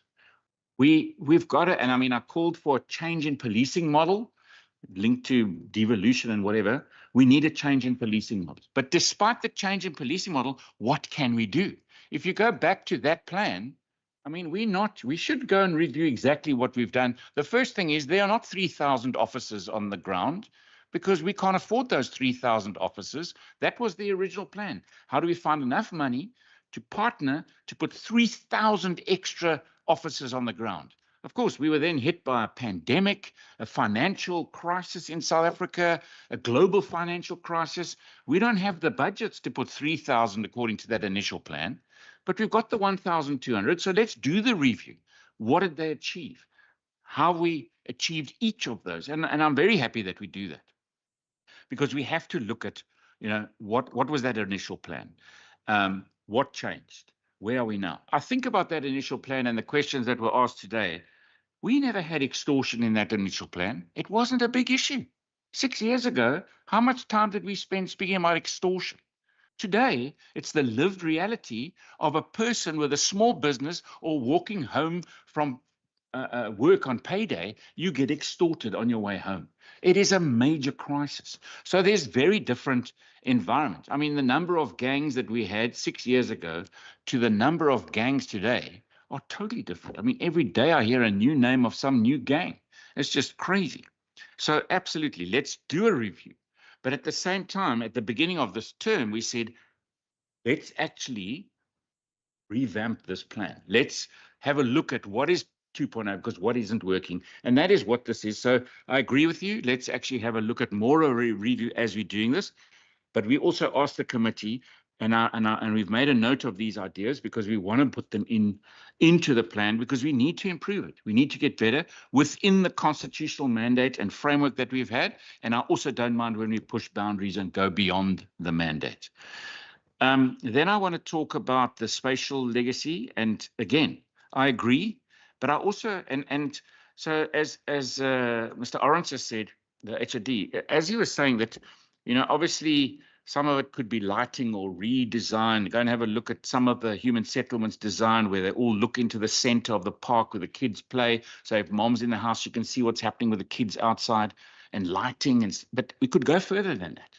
And how do we influence, not only through this plan, but how do we influence the planning processes in government altogether? To say, let's have a look at, after the climate crisis and day zero, there were new ideas brought in about water tanks and reticulation and engineering changes within water systems. What are the planning regimes and the guardrails that are put in place at municipal level, at provincial level in planning?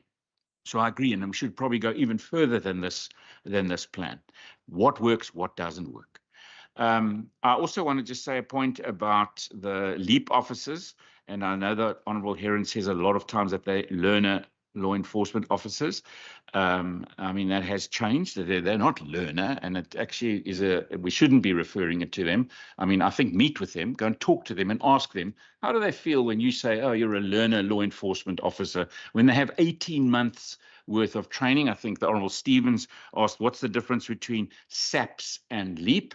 18 months in LEAP and 24 months in SAPS. But of course, in SAPS, we don't do bush survival training and tracking and basic investigation stuff. There are a whole lot of layers that SAPs do that we don't do. But they do 10 months and then 12 months on the ground and then 2-month academy. We do 8 months and then 10 months on the ground. So there are some slight differences, but of course, remember, these LEAP officers are being trained and put straight into a hotspot area. So they've got to be trained to be able to deal with that hotspot area. If you go and have a look at their firearm training, it is leaps and bounds ahead of any firearm training on this continent. I'm very confident to say that. And it would be nice for the committee to probably go and take part in some of that training because it's all virtual reality. You can actually go and do it yourself. They'll give you this plastic firearm and you'll walk through that virtual, you'll work that virtual experience, and then it'll grade you, it'll rate you, it can take you through again and see if you're improving. It is unbelievable in that training aspect. SAPS has got nowhere near anything like that. Our own VIP security would love to be taken through that training when they saw it, when I went through it. But I want to say that, you know, we must actually understand that these people that have put up their hands to say they want to be part of a LEAP officer put their lives on the line every single day like a police officer does. And we must give them that respect. If you go to a station commander across this province, every station commander that doesn't have LEAP deployment says to you, please give us LEAP deployment, because they know that force multiplier makes a difference in their policing space. But I also want to say that they are not deployed within the Policing Act. It is not the Policing Act that enables them, because as a province, we would not be able to do that. We had to say we don't want to just do oversight in the province. We need to go further because our communities are feeling the impact of crime every single day. What can we do? And that's where we enabled a loophole. And we use the loophole. This is through the Criminal Procedures Act, Act 51, and it's actually Section 334. That enables a law enforcement officer to actually be given peace officer status, and it's peace officer status that they operate within. Now, a peace officer and a police officer, the difference is that a police officer then takes that person and puts them into the criminal justice system. A peace officer can't do that. That's why the peace officer then hands over the arrested individual to the police at a police station. And that's why we have to work together. It has to be seamless and joined up.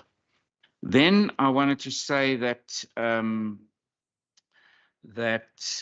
MOU, and this is actually not part of this, so it's a little bit of blurring the lines in oversight here, but I mean, we wrote to the previous minister who's now not or been suspended, we wrote to him to say, listen, we are nearing a year after signing this MOU and we are not happy because we've signed the MOU, but where are the teams that are working on what we agreed to be working on? So when Minister Kachalia was appointed, it was the first thing we put on the table was the MOU document. And we've agreed, because remember, the MOU was signed with us. And then after it was signed with us, it was actually signed in other provinces. So the minister has actually had a look at what's happened in different provinces. And he said to me yesterday, he's coming back probably within the next month to talk about his new plan that he's asked for and how we can upgrade the MOU to get some actual actions in some of those areas. Because, for example, in this space, I mean, we have 1,200 added deployees, where at the SAP space, they've got 13,000, which should be 20,000 at least. I think 26,000. I mean, they've got 120 billion rand budget, which the Western Cape's component should be somewhere around about 12 billion. So that's a massive amount of money that gets spent within the policing budget. We're just adding and multiplying through this process. But this plan cannot be a policing plan for the Western Cape. That is SAPS. That is their plan. And their plan has got to be then linked through to the criminal justice system and that plan. And our plan is to say, how do we join and act as a multiplier to actually give us a better result, because we need to make a difference on the ground. Then I wanted to say that the point that was raised about the admin support, I remember leading in that myself, and our administration, a lot of admin support was put in where we actually went on the ground. Officials give their time to go and help in police stations, and civil society does the same thing. Of course, I'm sure there could be more done because we actually have too few active officers and they cannot be tied up in admin. So I'm sure we could do more there. I then wanted to say a few things about guns. I mean, the big problem is that the firearms don't, when they are confiscated by LEAP or SAPS, don't end up with a conviction. And in actual fact, that was the first priority that in our meeting with the minister was to say, how do we get those investigations? Because it's less than 5% in a conviction. And firearms are killing people. And we need to get convictions. So when you get the firearm, you've got to test the ballistics. You've got to make sure who did this firearm kill, and you link it to that person. There needs to be a court date. There needs to be a conviction and a consequence. And that doesn't happen. And that doesn't happen because we are not investigating those crimes. Now, we don't have that opportunity or that power, but we've asked for it. We want to work together to say, how can we, and we're busy working out how that can happen. I think the same thing for cameras. I think the HOD did answer it. 36 city cameras, 54 private cameras, just in Khayelitsha. How many of them are working? I mean, obviously, a criminal, what is the first thing a criminal does? Take out the camera. How do we get that camera fixed as quickly as possible? But we also have to then say, how do we use the camera system for a conviction? Because that is the biggest problem. Even those cameras that are working, less than 5% of those videos are used in a court case for conviction. So there's the problem. So even if we have all of them in a very specific system of measurement and getting them fixed the day after they get taken out, or the wires get stolen or whatever it is, they need to be actually effectively used. And so the call that I have at the moment is, how do we go even above and beyond? Because what happens if a citizen, how often do you get a message from someone where someone says, have a look what's happening in my street, and they're videoing the actual shooting? How do we get that to also be used in the court case? Because there's the perpetrator, there's the victim, there's the gunshot, there's the body, there's the person. Let's put that person in jail. They've just committed a murder and it is on video. And we've got to link that to the criminal justice system, and it's got to be updated, and it's got to be part of this plan so that we can enable it. Then the Honourable Boyson, I just wanted to say to you, you said something about we'll punch now, we'll add now and punch later. That's exactly. I mean, obviously, we're asking you to play a part in this plan. When it's finished and we've approved it from the cabinet point of view, and then you call us back again, then, of course, now we're asking you to add. Then, of course, then you can punch holes in it and say, but we told you to do this and you haven't done it. So, yeah, I mean, that's the next stage. Chair, you asked me about the Safety Council. And of course, I think the DG answered a lot of this. The Apex project, the strategic plan, the growth for jobs. So those are the priorities: growth for jobs, safety. Then you've got educated, healthy, and cared for society, and then underpinned by good governance, culture, and innovation. But what happens with the Safety Council? It's like in the process, you've got cabinet. Everything has to get reported back to cabinet. Cabinet then, departments will come back, reports. Cabinet will then give further orders or whatever. This is one layer under it. And it's about how do you lift the importance? So and I chair 3, I chair this one, the Safety Council. I chair the Energy and the Water Council. I suppose it's 2, it's not 3. And then, of course, my own one, but in my own department. But it's about how you give it better prominence and you crowd in all the role players to eventually get to that end vision and end goal of how do we build a better province? How do we improve? How do we create an opportunity? Is crime and the lack of safety getting in the way of creating jobs? Absolutely. Creating opportunity and how you can live a life that you value? Absolutely. If you can't get to school in the morning because of shooting, it is crazy. We can't have that. So that's why it has become prioritized.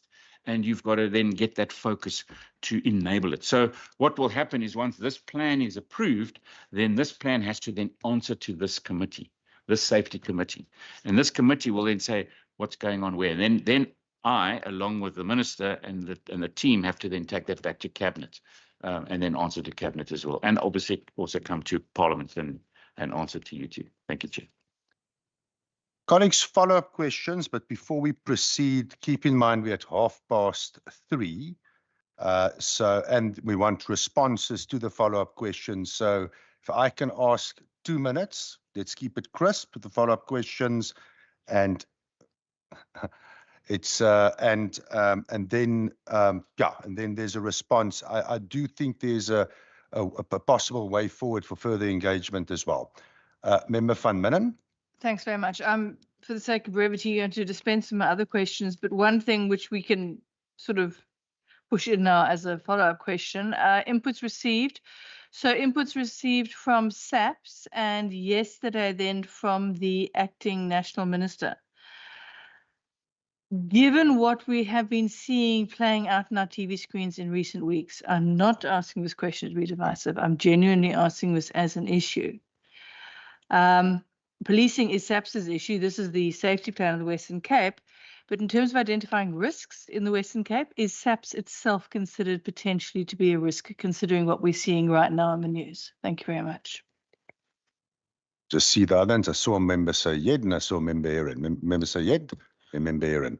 Thank you very much, Chair. Chair, look, I think just my question around the budget, I don't think that was addressed. So if maybe that one could just be addressed, especially because we need to put nuts and bolts into this. Then just around illicit industries, becoming legitimate. I wanted to get a sense as how does the plan divert illicit industries to become legitimate? I'm not talking about drugs and those, don't get me wrong. Such as in the fishing industry, in the oceans economy. And then because I wanted to get a sense as to how does the plan speak to this and the whole of government as an instance. As in this instance, for example, the National Department of Forestry, Fisheries and Environmental Affairs, and how can the provincial government assist in that regard, working with that particular department, so that you start moving certain trades away from entering into the gang space. Because when certain trades are considered illicit and they are part of the marginal part of the economy, gangs then get strengthened because they feed onto those trades and they then incorporate those individuals into the gang network. So I just wanted to get a sense of that as well. Then perhaps, and I'm not sure whether that is a question, but maybe I will get to that during the resolutions. One part of it is a question. How do we? I mean, the plan doesn't really, and I'm not sure whether maybe I'm misreading, but the role of CPFs with regards to ensuring that the plan becomes rooted within communities. Perhaps if we could just maybe speak to that. And maybe that should be a resolution of the committee. Maybe we should be even having a public hearing on the safety plan in particular, Chairperson. But I'll get to that with regards to when it comes to the resolutions, because then we can possibly bring in the community-based organizations, CPFs, street committees, everybody else to actually give their input. Thank you. Member Heron. Thank you, Chair, and thank you for the responses. Let me start with the HOD's description of the overlays in Mitchell's Plain as I guess as a test site around employability and skills. That too is not in the theory of change. So if that's part of the safety plan, then it must surely be in chapter on page 10 of the theory of change, that there are other interventions besides mostly these safety ones. My question around the targets, and you've said that the cabinet will decide the targets. I would make this comment that the cabinet previously, in the previous plan, said the target was to reduce the murder rate by 50% over 10 years.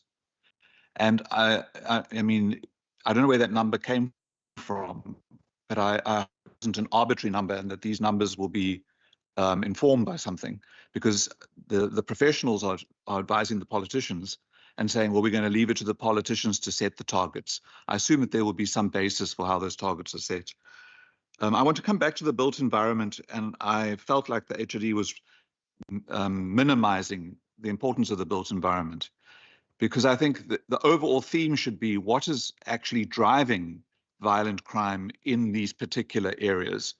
And I don't think you can ignore the built environment and the spatial history of our city, or any city in South Africa, when you think about what is driving crime. And if you don't frame the safety plan in response to serious parts of what's driving violent crime, then we're setting ourselves up for failure. So I wouldn't reduce built environment to something that we can't achieve. And I'll come back to what the Premier said, is how do we use our planning processes? The provincial government has planning powers, and we can use them to direct municipalities to do certain things when they approve planning, when they deal with planning applications. For example, even the inclusionary housing policy framework could have been introduced as legislation to enforce inclusionary housing. I would make another example, the Education Department's head office, where we're paying 300 million rand to rent office space. What if we just thought broad, and what if we built a head office in Bonteheuwel or Manenberg and changed the built environment as a government through that intervention?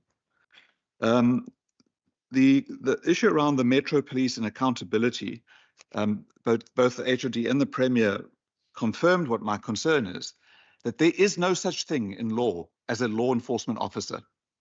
The Police Act does not create a law enforcement officer, which is why in the Metropolitan Police Plan, there's no reference to what law enforcement will do as a branch of the Safety and Security Department in the City of Cape Town. And so we have now partnered with the city to implement part of the safety plan using a law enforcement officer, when in law enforcement officers don't exist. And this has confirmed my own, when I went to the National Assembly after I was here for a few years, I asked the Minister of Justice and Constitutional Development, there is no such thing as a law enforcement officer. And so there is a problem in the fact that this plan has been implemented by a body that doesn't report to the MEC or the Minister of Police Oversight in terms of the municipal police plan, and may be implemented by officers that are actually operating unlawfully. The Minister of Justice actually said to me that when they did that Section 334 Annexure A, giving peace officer powers to a law enforcement officer appointed by a municipality, they were referring to the powers of traffic officers and traffic wardens. That's how the Minister of Justice and Constitutional Development answered me on the 13th of May, 2022. So unless something has changed, we need to fix that. We can't have a partnership with some structure that may be unlawful or acting outside the scope of the Criminal Procedure Act. I have one question which I wanted to ask in the first round. In the inputs page, there's a sentence that we want to address equitable distribution of SAP's resources. And I wonder if we can get the source for the assertion or the statement that the allocation of SAP's resources is inequitable. Because I have heard it in this House a lot, but I've never found it in any document that Western Cape has got this number of police officers per 100 people, and this province has got that. So then in the inequity or the inequitable distribution of police officers, what is the source of that information? Thank you. I was about to ask you to wrap up, so that was perfect timing. Member Clancy, you also indicated you wanted to speak. No, thanks, Chair. I think the one issue advanced by the Premier in relation to the existence of officers, peace officers, law enforcement, and so on, and his call for collaboration on how they work, I think for me, should be located within the debate about the creation of a single police under the command of the National Commissioner. And I think it takes that narrative help take that discussion forward. Few issues to point, just to add, just on the objective, as I was looking at them. Firstly, I must highlight that you can have a plan whose size is 61 pager and still call it a plan. And I think attempts should be made to make it as succinct as possible, and of course, to ensuring that all the necessary details are there. Indeed, the plan has to appreciate, as I indicated, and I think this objective may need to be considered, the ending of circulation of illegal firearms in the province. And attempts should be made in respect to timelines as well. What's the plan? And also, the school dropout is indicated in the plan. Because a very good point is made that indeed it makes learners to be prone to be co-opted into gangs. It's a very powerful point. It's true. And an absence of timeline in respect to that may undermine the very objective of the plan itself. And then final point, which again is related to the omission on the question of the cooperation agreement. Recently, there was a launch of hundreds of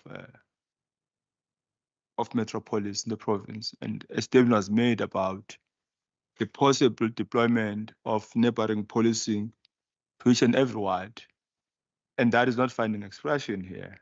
And again, it undermines the very purpose of cooperation and integration of our approach to defeating crime. And finally, linked to the point made by, as the Premier has indicated, that this is a draft, and Member Khalid has made a point that perhaps as part of deepening democracy, the question of public participation may need to be considered. I think as we live here, and thus I felt that I must pose the question: what do you understand as the source and the nature of the crime we're dealing with in Cape Town in particular, and Western Cape in general, as a basis to ensure that we're quite coherent across political parties, and in particular, bureaucrats are not from political parties. They are bureaucrats serving our people and serving us. So I think that is important. If we are coherent, understand the source of the problem, the nature of the problem we're dealing with, and I think certainly we're going to agree. I'm not sure about the centralization of the, what is this? Of the council, the safety council, the premier, the wisdom around that. I'm not sure about the wisdom on the centralization of whether that seeks to suggest that we are serious about it. Huh? And I'm not sure. It's an issue which I think is quite important because it chairs a number of committees, and given the centrality of the question of safety in the province and in Cape Town in this instance, there is a need for dedicated attention to ensure that indeed there is serious execution mentioned. Well, that was the final question. I didn't see any hands. Over to, well, how should we do it? Department, same pattern as before? Maybe the department and then over to the Premier. We're in a sense dealing with two different entities here. Thanks, Chairperson. The question that was asked is SAPS considered a risk? I think SAPS has their own challenges, but we're working with them on a day-to-day basis. We're working with them on a regular basis. It depends on what you define as a risk or what risk do they pose. But in terms of collaborating with us and working with us, we have SAPS on our phone. We can call them and can engage them at any time. So when it comes to collaboration and working with us, I do not see that as a risk. I do think it's a resourcing that's a risk. The fact that they do not have adequate resources to respond. And that is where I can pose the risk. And that also links to the question that was asked, what is the source of us in the inequitable distribution, allocation of the resources? We have the PNP, the priority needs and priorities document. Policing needs, where we unpack the resourcing. So that to me is where the biggest risk is. And we need to trust the people that we're working with and understand that these things are happening at a national level, but we need to make sure that those people that we work with, that they know that we trust them until they prove us wrong, and we need to work with them because that's all we have. With the budget was deliberately left out, members said, at this stage, we have not put any budget to it because it needs to be integrated into the work that the departments are doing. And the way that we see this moving forward is departments will hopefully start targeting and budgeting on a targeted measure towards the communities where we have this intervention. So at this stage, we do not have any budgets, but you're right, it's been deliberately left out because departments need to play their role and they need to contribute the budget in those areas. As it relates to the illicit industries, when you've mentioned that point, I immediately thought, but our focus is on community safety. But then you articulated it correctly, and that feeds the illicit industry is a feeder to the gangsterism. So it's not included and it's not taken into account within our document at this stage, but it's something that we now need to go back to and see how do we incorporate that in understanding that we need to close the tap. You need to close the tap. You need to make sure that they are starved from resources, they are starved from supplies, they are starved from recruits that they can access. So I take that point and I will look at that, and we'll look at that when we move that forward. And the role of the CPFs.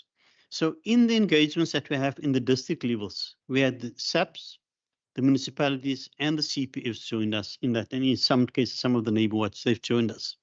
At the community level, we are now working at the pilot in Mitchells Plain. And just to indicate that Mitchells Plain is a pilot, thereafter we're going to move to Nanga, Delft, Kailicha, Philippi East, Mfuleni. Those are the 6 areas that we're focusing on now strongly because those are the data sources. That's where the challenges are. Mfuleni specifically is becoming a risk. But coming back to Mitchells Plain, the engagements that we have, we're sitting with SAPs and the city law enforcement, the city officials and the general operations, and then the CPFs and the neighborhood watches, they're joining us, and some of the NPOs are also joining us in those sessions. So the CPFs are playing a very strong role in driving the community level safety and development plan. The point that Member Heron made in terms of the jobs leg, that's not in the theory of change.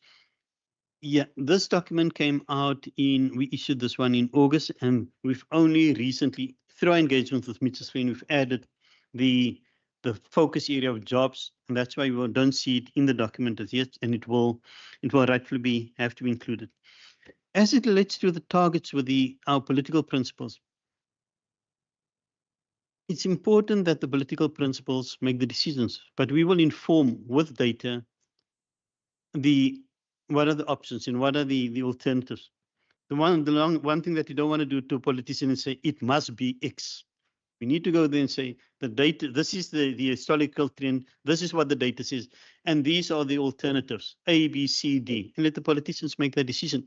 But we will inform those decisions. We will provide the information and the data for that decision making. But ultimately, this document and the targets will have to be approved by our politicians.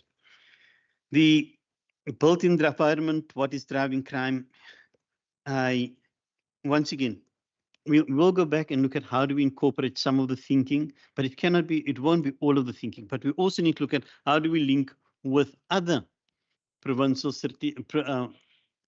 focus areas and what they're doing in that space. So everything doesn't have to be in the safety plan.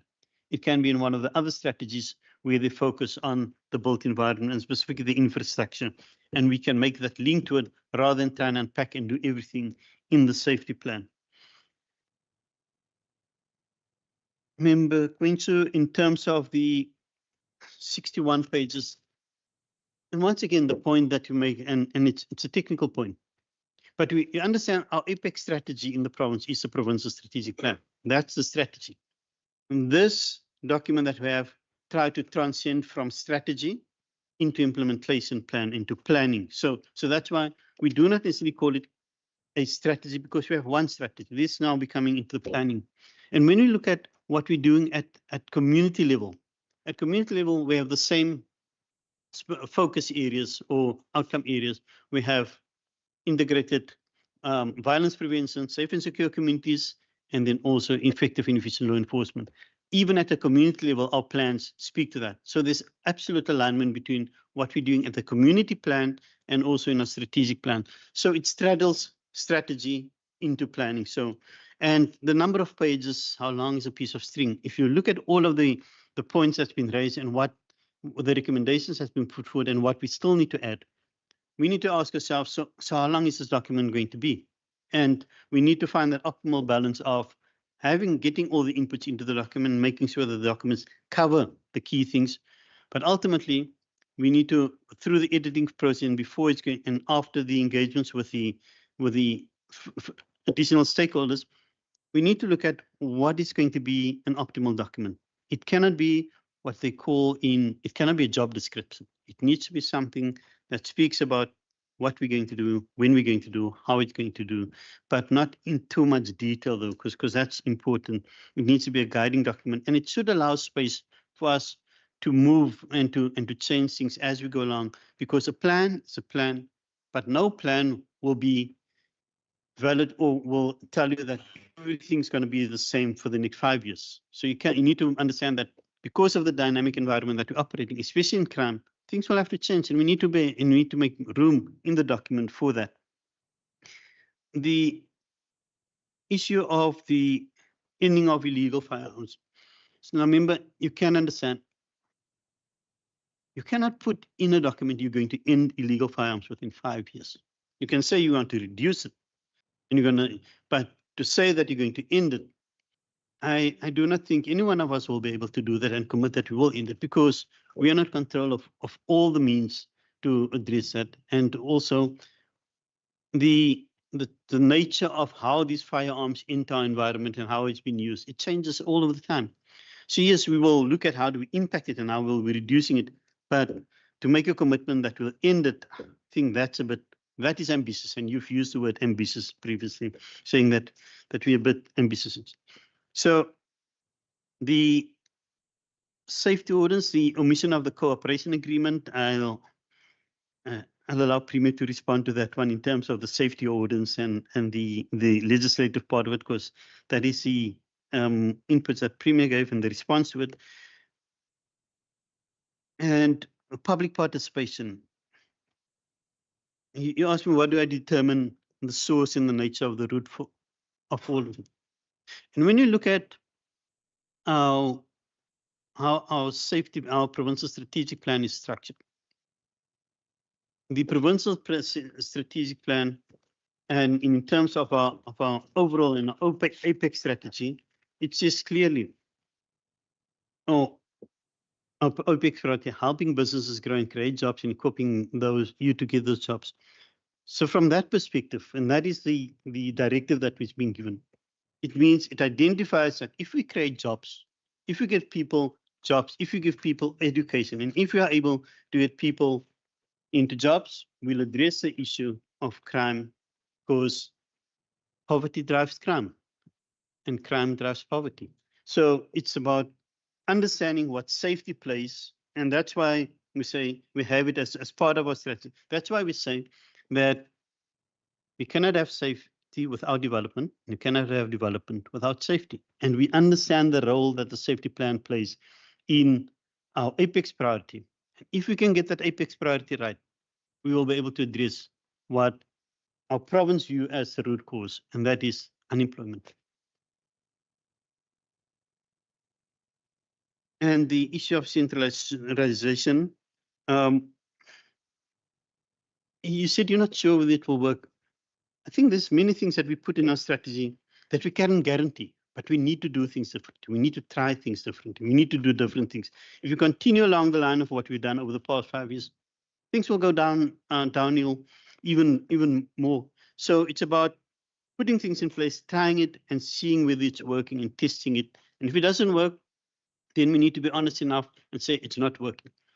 But if you say you're not sure, fair, it's a fair assessment. I can't also tell you by 100% certainty that it's going to work, but it's about doing something new, doing something different, and trying to address the issues and the gaps in terms of governance and coordination and accountability through the Provincial Safety Council. Okay. And Premier? To answer those questions, I first, Mr. Saeed, you asked about the budget, and I've sort of tried to get it as much as I could quickly while I was sitting here. So the overall safety budget, if you look at it in the blue book, accumulated across all departments is 3.955 billion. Of that, LEAP is made up of 350 million. This is the 24-25 year. You've got 91 million to safer schools. You've got 148 million to road safety management. Then, of course, I've still got to get the budget for canine units. I didn't get that so far, but Chrysalis is 25.2 million. The social services budget, there's a parenting component, that's 45 million. Of course, there's also the deployment of social workers. And I think the HOD also said that sometimes I express great frustration because you make extra money available and then you look at these spreadsheets of where social workers are deployed, and I want extra social workers deployed into specifically hotspot areas. And I understand it's difficult because some social workers have to leave those hotspot areas because they get hijacked, they get shot at, and so it's a hard one to monitor and get exact numbers. And I haven't got that exact budget here. Then, of course, there's the Health Department's Violence Prevention Unit. That's 49.3 million. Inside that is the 1,000 days component. It is the Kulisa Care project, which is not only budgeted for us, but we've also got the DG Murray Trust who's putting some money into that partnership. And of course, that's a pilot project, and that's with Shoprite Checkers on giving nutrition to mothers specifically in those areas where we know that crime is going to make a difference. And if you don't enable those kids, they actually don't end up getting the right nutrition at the formation stage, and then they'll drop out of school and et cetera, the risks just go up. There's the Year Beyond program, and that's where I got you before now, and I'm sure we can get further budget items for you too. Then the Honourable Heron, thank you very much. I think first of all, where do we get the data from? So let's first start with that.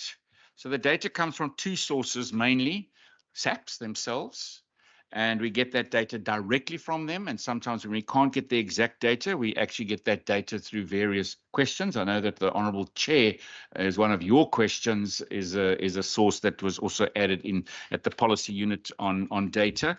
And then, of course, it's also the Department of the Premier unit themselves, the policy unit and the data team. But for example, it's SAPs themselves that give us the provincial police to population ratio stands at 1 to 429. It's SAPs themselves that say that, Delft has got 240, and that is a police to population ratio of 784. So, of course, you can see, we need more deployment in Delft. You can see in Nyanga, SAPs have got 272, but the police to population ratio, and we can argue whether the 1 to 429 is right for the province or not, but even the 1 to 429, there in Nyanga, it's 635. In Mfuleni, they've got 245 deployed.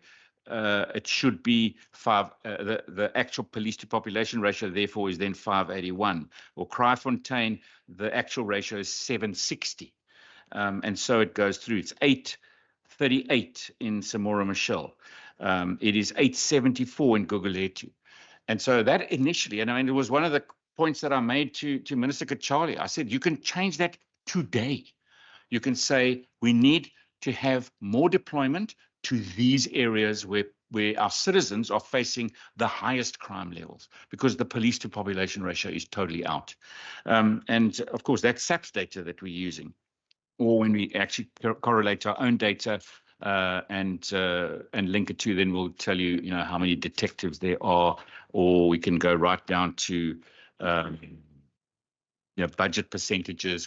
We can tell you now that over the last 6 years, SAPS Western Cape budget grew an average of 3.1% yearly. The City of Cape Town's law enforcement budget grew by 34%. So a lot more money being put in the city versus nationally.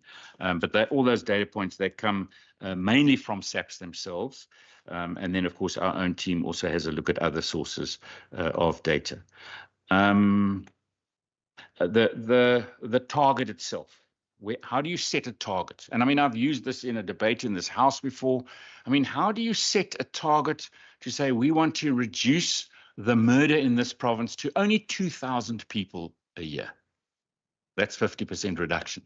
I mean, in actual fact, we should say our target in this province is that no one should be murdered. But, you know, then you're going to say we have to reduce the murder rate by 100%. And of course, when you go and have a look at the real data, and sure, I mean, that is, if you really want to say to it, so what should the realistic number be? If I go back 6 years, what should the realistic number have been? Maybe it should have been 15% or 22%. I don't know.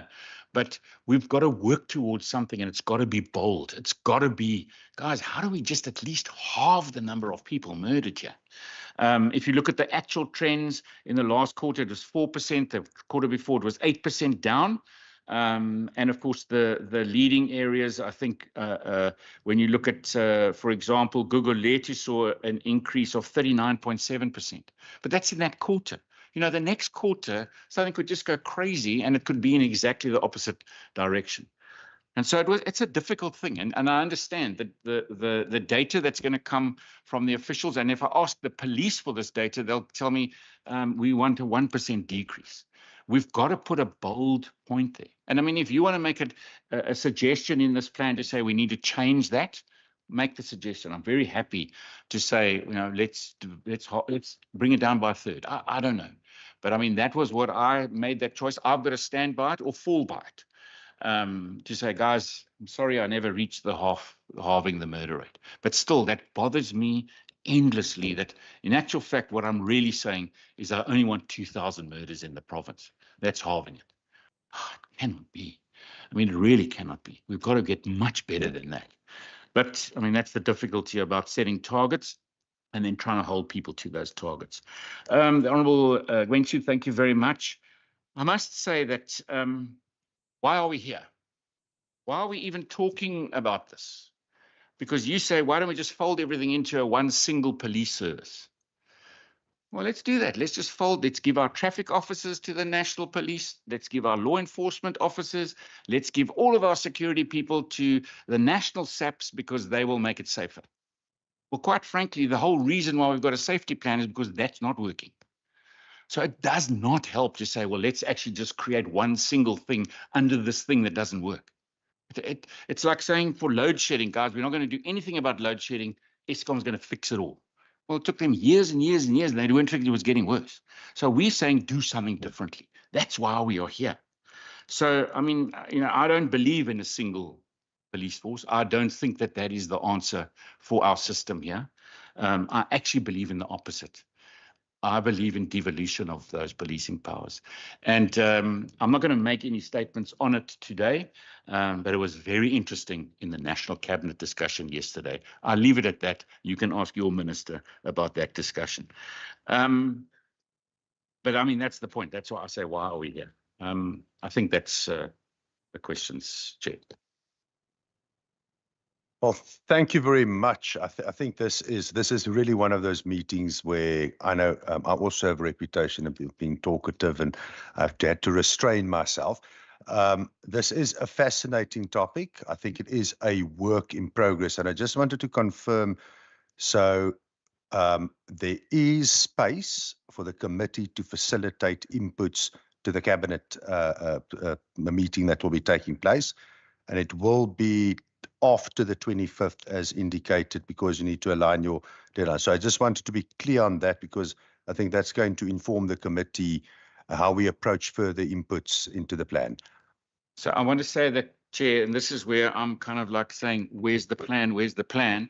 But yesterday, the minister said he's getting a new plan on fighting crime post his appointment and his visit to various provinces. So I do think it's our responsibility to take that information on board. So I'm saying that I'm disrupting my own targets here by saying that I think that October date is going to be pushed out. And so I want to say absolutely yes, let's use this opportunity. I also note that there's members of civil society here, that there's COSATU is represented here, and there is no problem for them also to submit it through the committee. We'll take, or I'll say you must take that on board, and there is this window. So let's just say within the next month. I wouldn't give it longer than that, because I also want to get it down. Well, then I want to thank both the Minister and the Premier and the department. It's not the first time I've seen you. In fact, I think for a moment you perhaps thought you were still in a different committee. But thank you very much.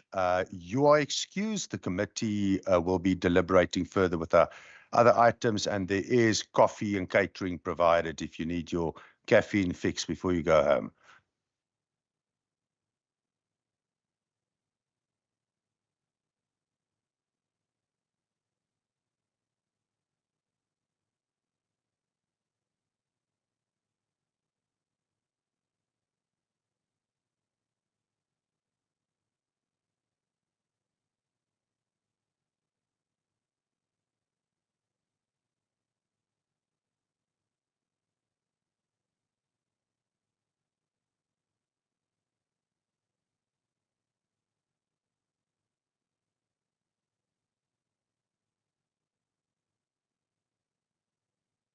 Okay, colleagues, so let me just wait until our guests have left us.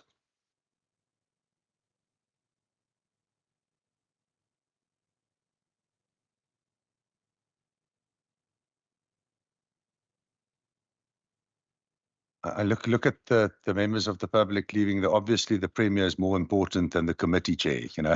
Anyway. Colleagues, we are now on, and I think this was a interesting discussion in many respects. Just an observation from my side. I think it's key to understand this is a draft plan. We need to improve it. Obviously, there's space for huge disagreement, for example, between devolution and single police service, all those things. That's fine. That's up to the various political parties. But I do think it's important. There were some very good questions asked here, very good inputs made. I also think there is, we can debate whether the public participation in the plan up until now was good or bad. It certainly on paper looks like the various boxes were ticked, but the point is if we can play a role, both ourselves and for organizations in the public to make further submissions to the draft, that's why I've asked the question in the past, then I think we can facilitate that as a committee. I would put that as a resolution that the committee and committee members, that where there's organizations and where there's inputs, further inputs that can be solicited, let's do that via the course of the month of October. And I would suggest, please don't send it to me because I'm administratively going to make a mess of it. If I can perhaps ask that you send it to the procedural officer. Then from member said you suggested we have public hearings. I'm a bit hesitant because A, it's a draft plan and it's a component of something that is also a little bit spread out around various committees, components of this. Can imagine if one takes that Public Safety Council, if you look at everyone that's represented there, it becomes a bit complex, but perhaps we can also talk about it. You know, it's one thing that occurred to me is there is the Community Safety Act that is coming up further down the line, by its very nature, has public hearings in it. And I recall in my previous hat that I wore in the committee there, I recall that it was said that remember we were asking about whether the Community Safety Act is planned. We were told that sequentially this safety plan and the Community Safety Act and changes to it is linked. So there might be an opportunity there also to link further inputs there. But I think certainly for now, I would suggest that we assess that once we have a final safety plan. In the meantime, I suggest that we facilitate inputs into the draft. Clearly, there's some people that I'm very impressed by one of the individuals that was here, which I'm sure can make a good input. So, colleagues, that's my suggestion as a resolution in that regard. Member Said, I saw your hand.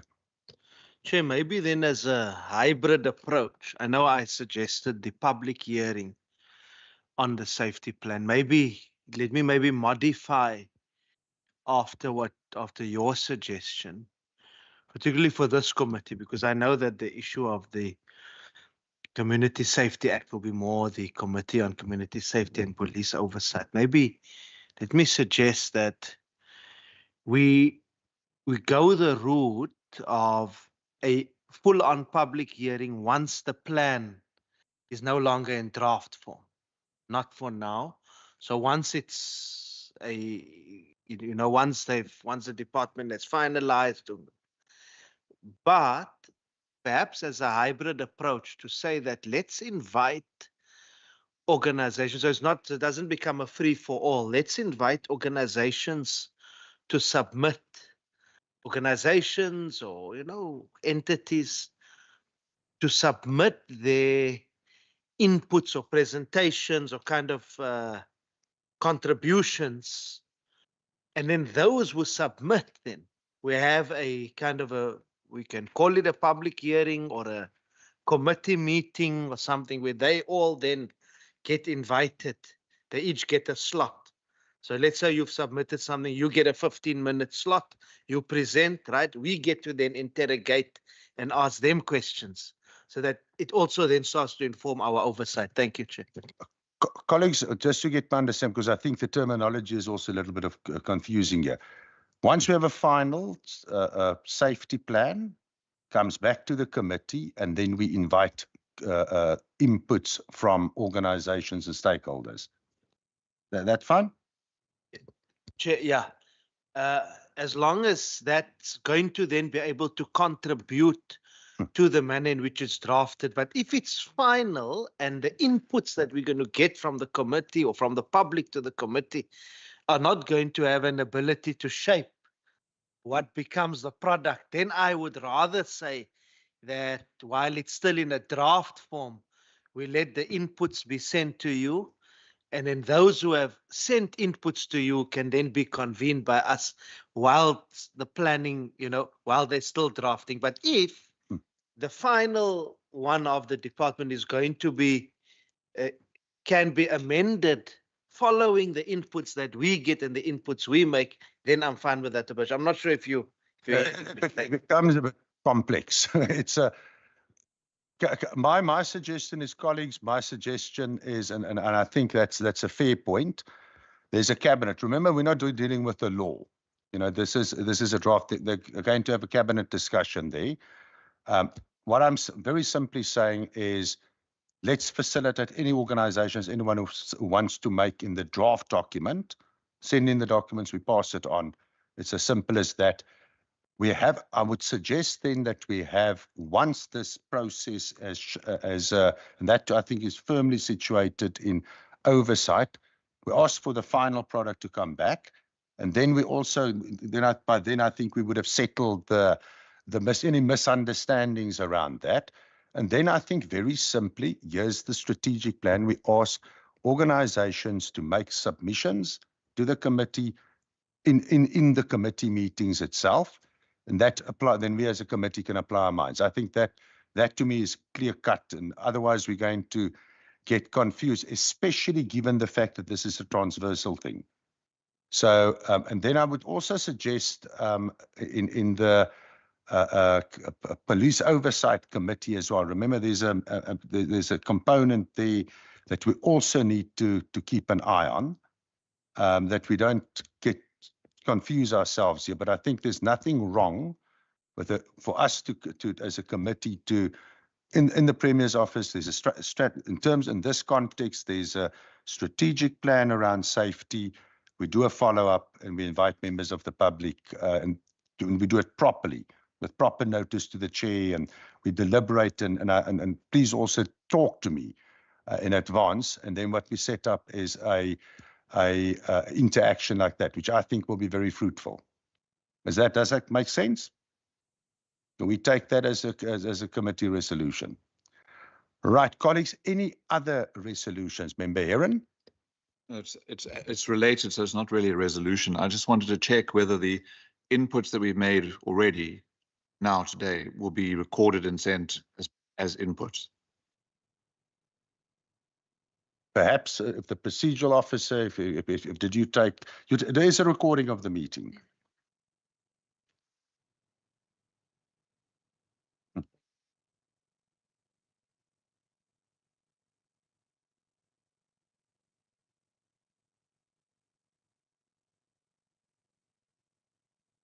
Or perhaps if you can just switch on your microphone. Yeah, there's a. Thank you, Chair. I'm just going to give you an example. So there was a suggestion about built environment, environment interventions that must be built into this plan, and there was a response from the HOD where he said that you can't build it into into this strategy, but maybe into other strategies.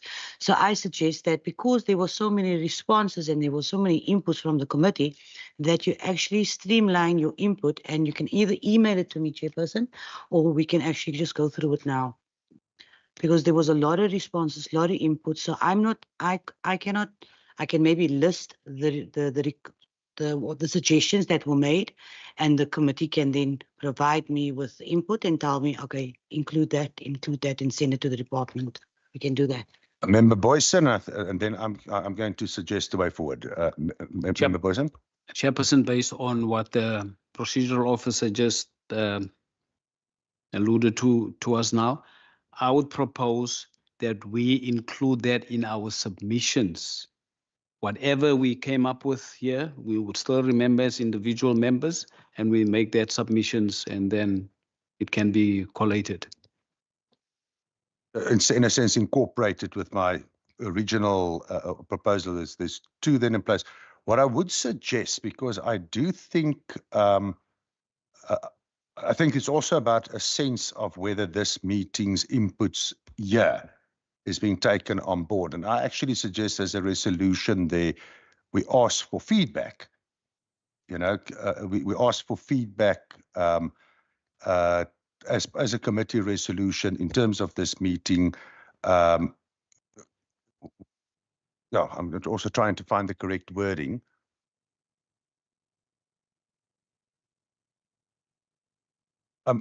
Member Erin, you had very specific inputs. Is there any possibility of putting that in writing to the committee, and then we simply ask for feedback on these matters? Any difficulty with that?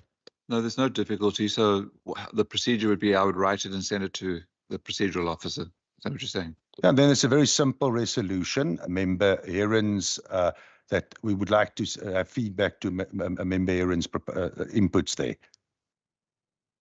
Okay, I think that's colleagues. Anything else here?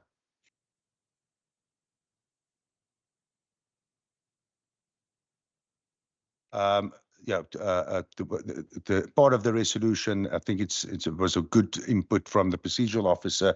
Can we say, let's say within the next week, that will be provided from yourself, let's say in the next, let's say by next week, Wednesday. That's a week. Okay, colleagues, anything else? Any inputs about a single police service we're going to ignore? I just want to, and I'm teasing. Colleagues, then we have one other item. Then we have another one other item then in terms of the minutes of the previous meeting.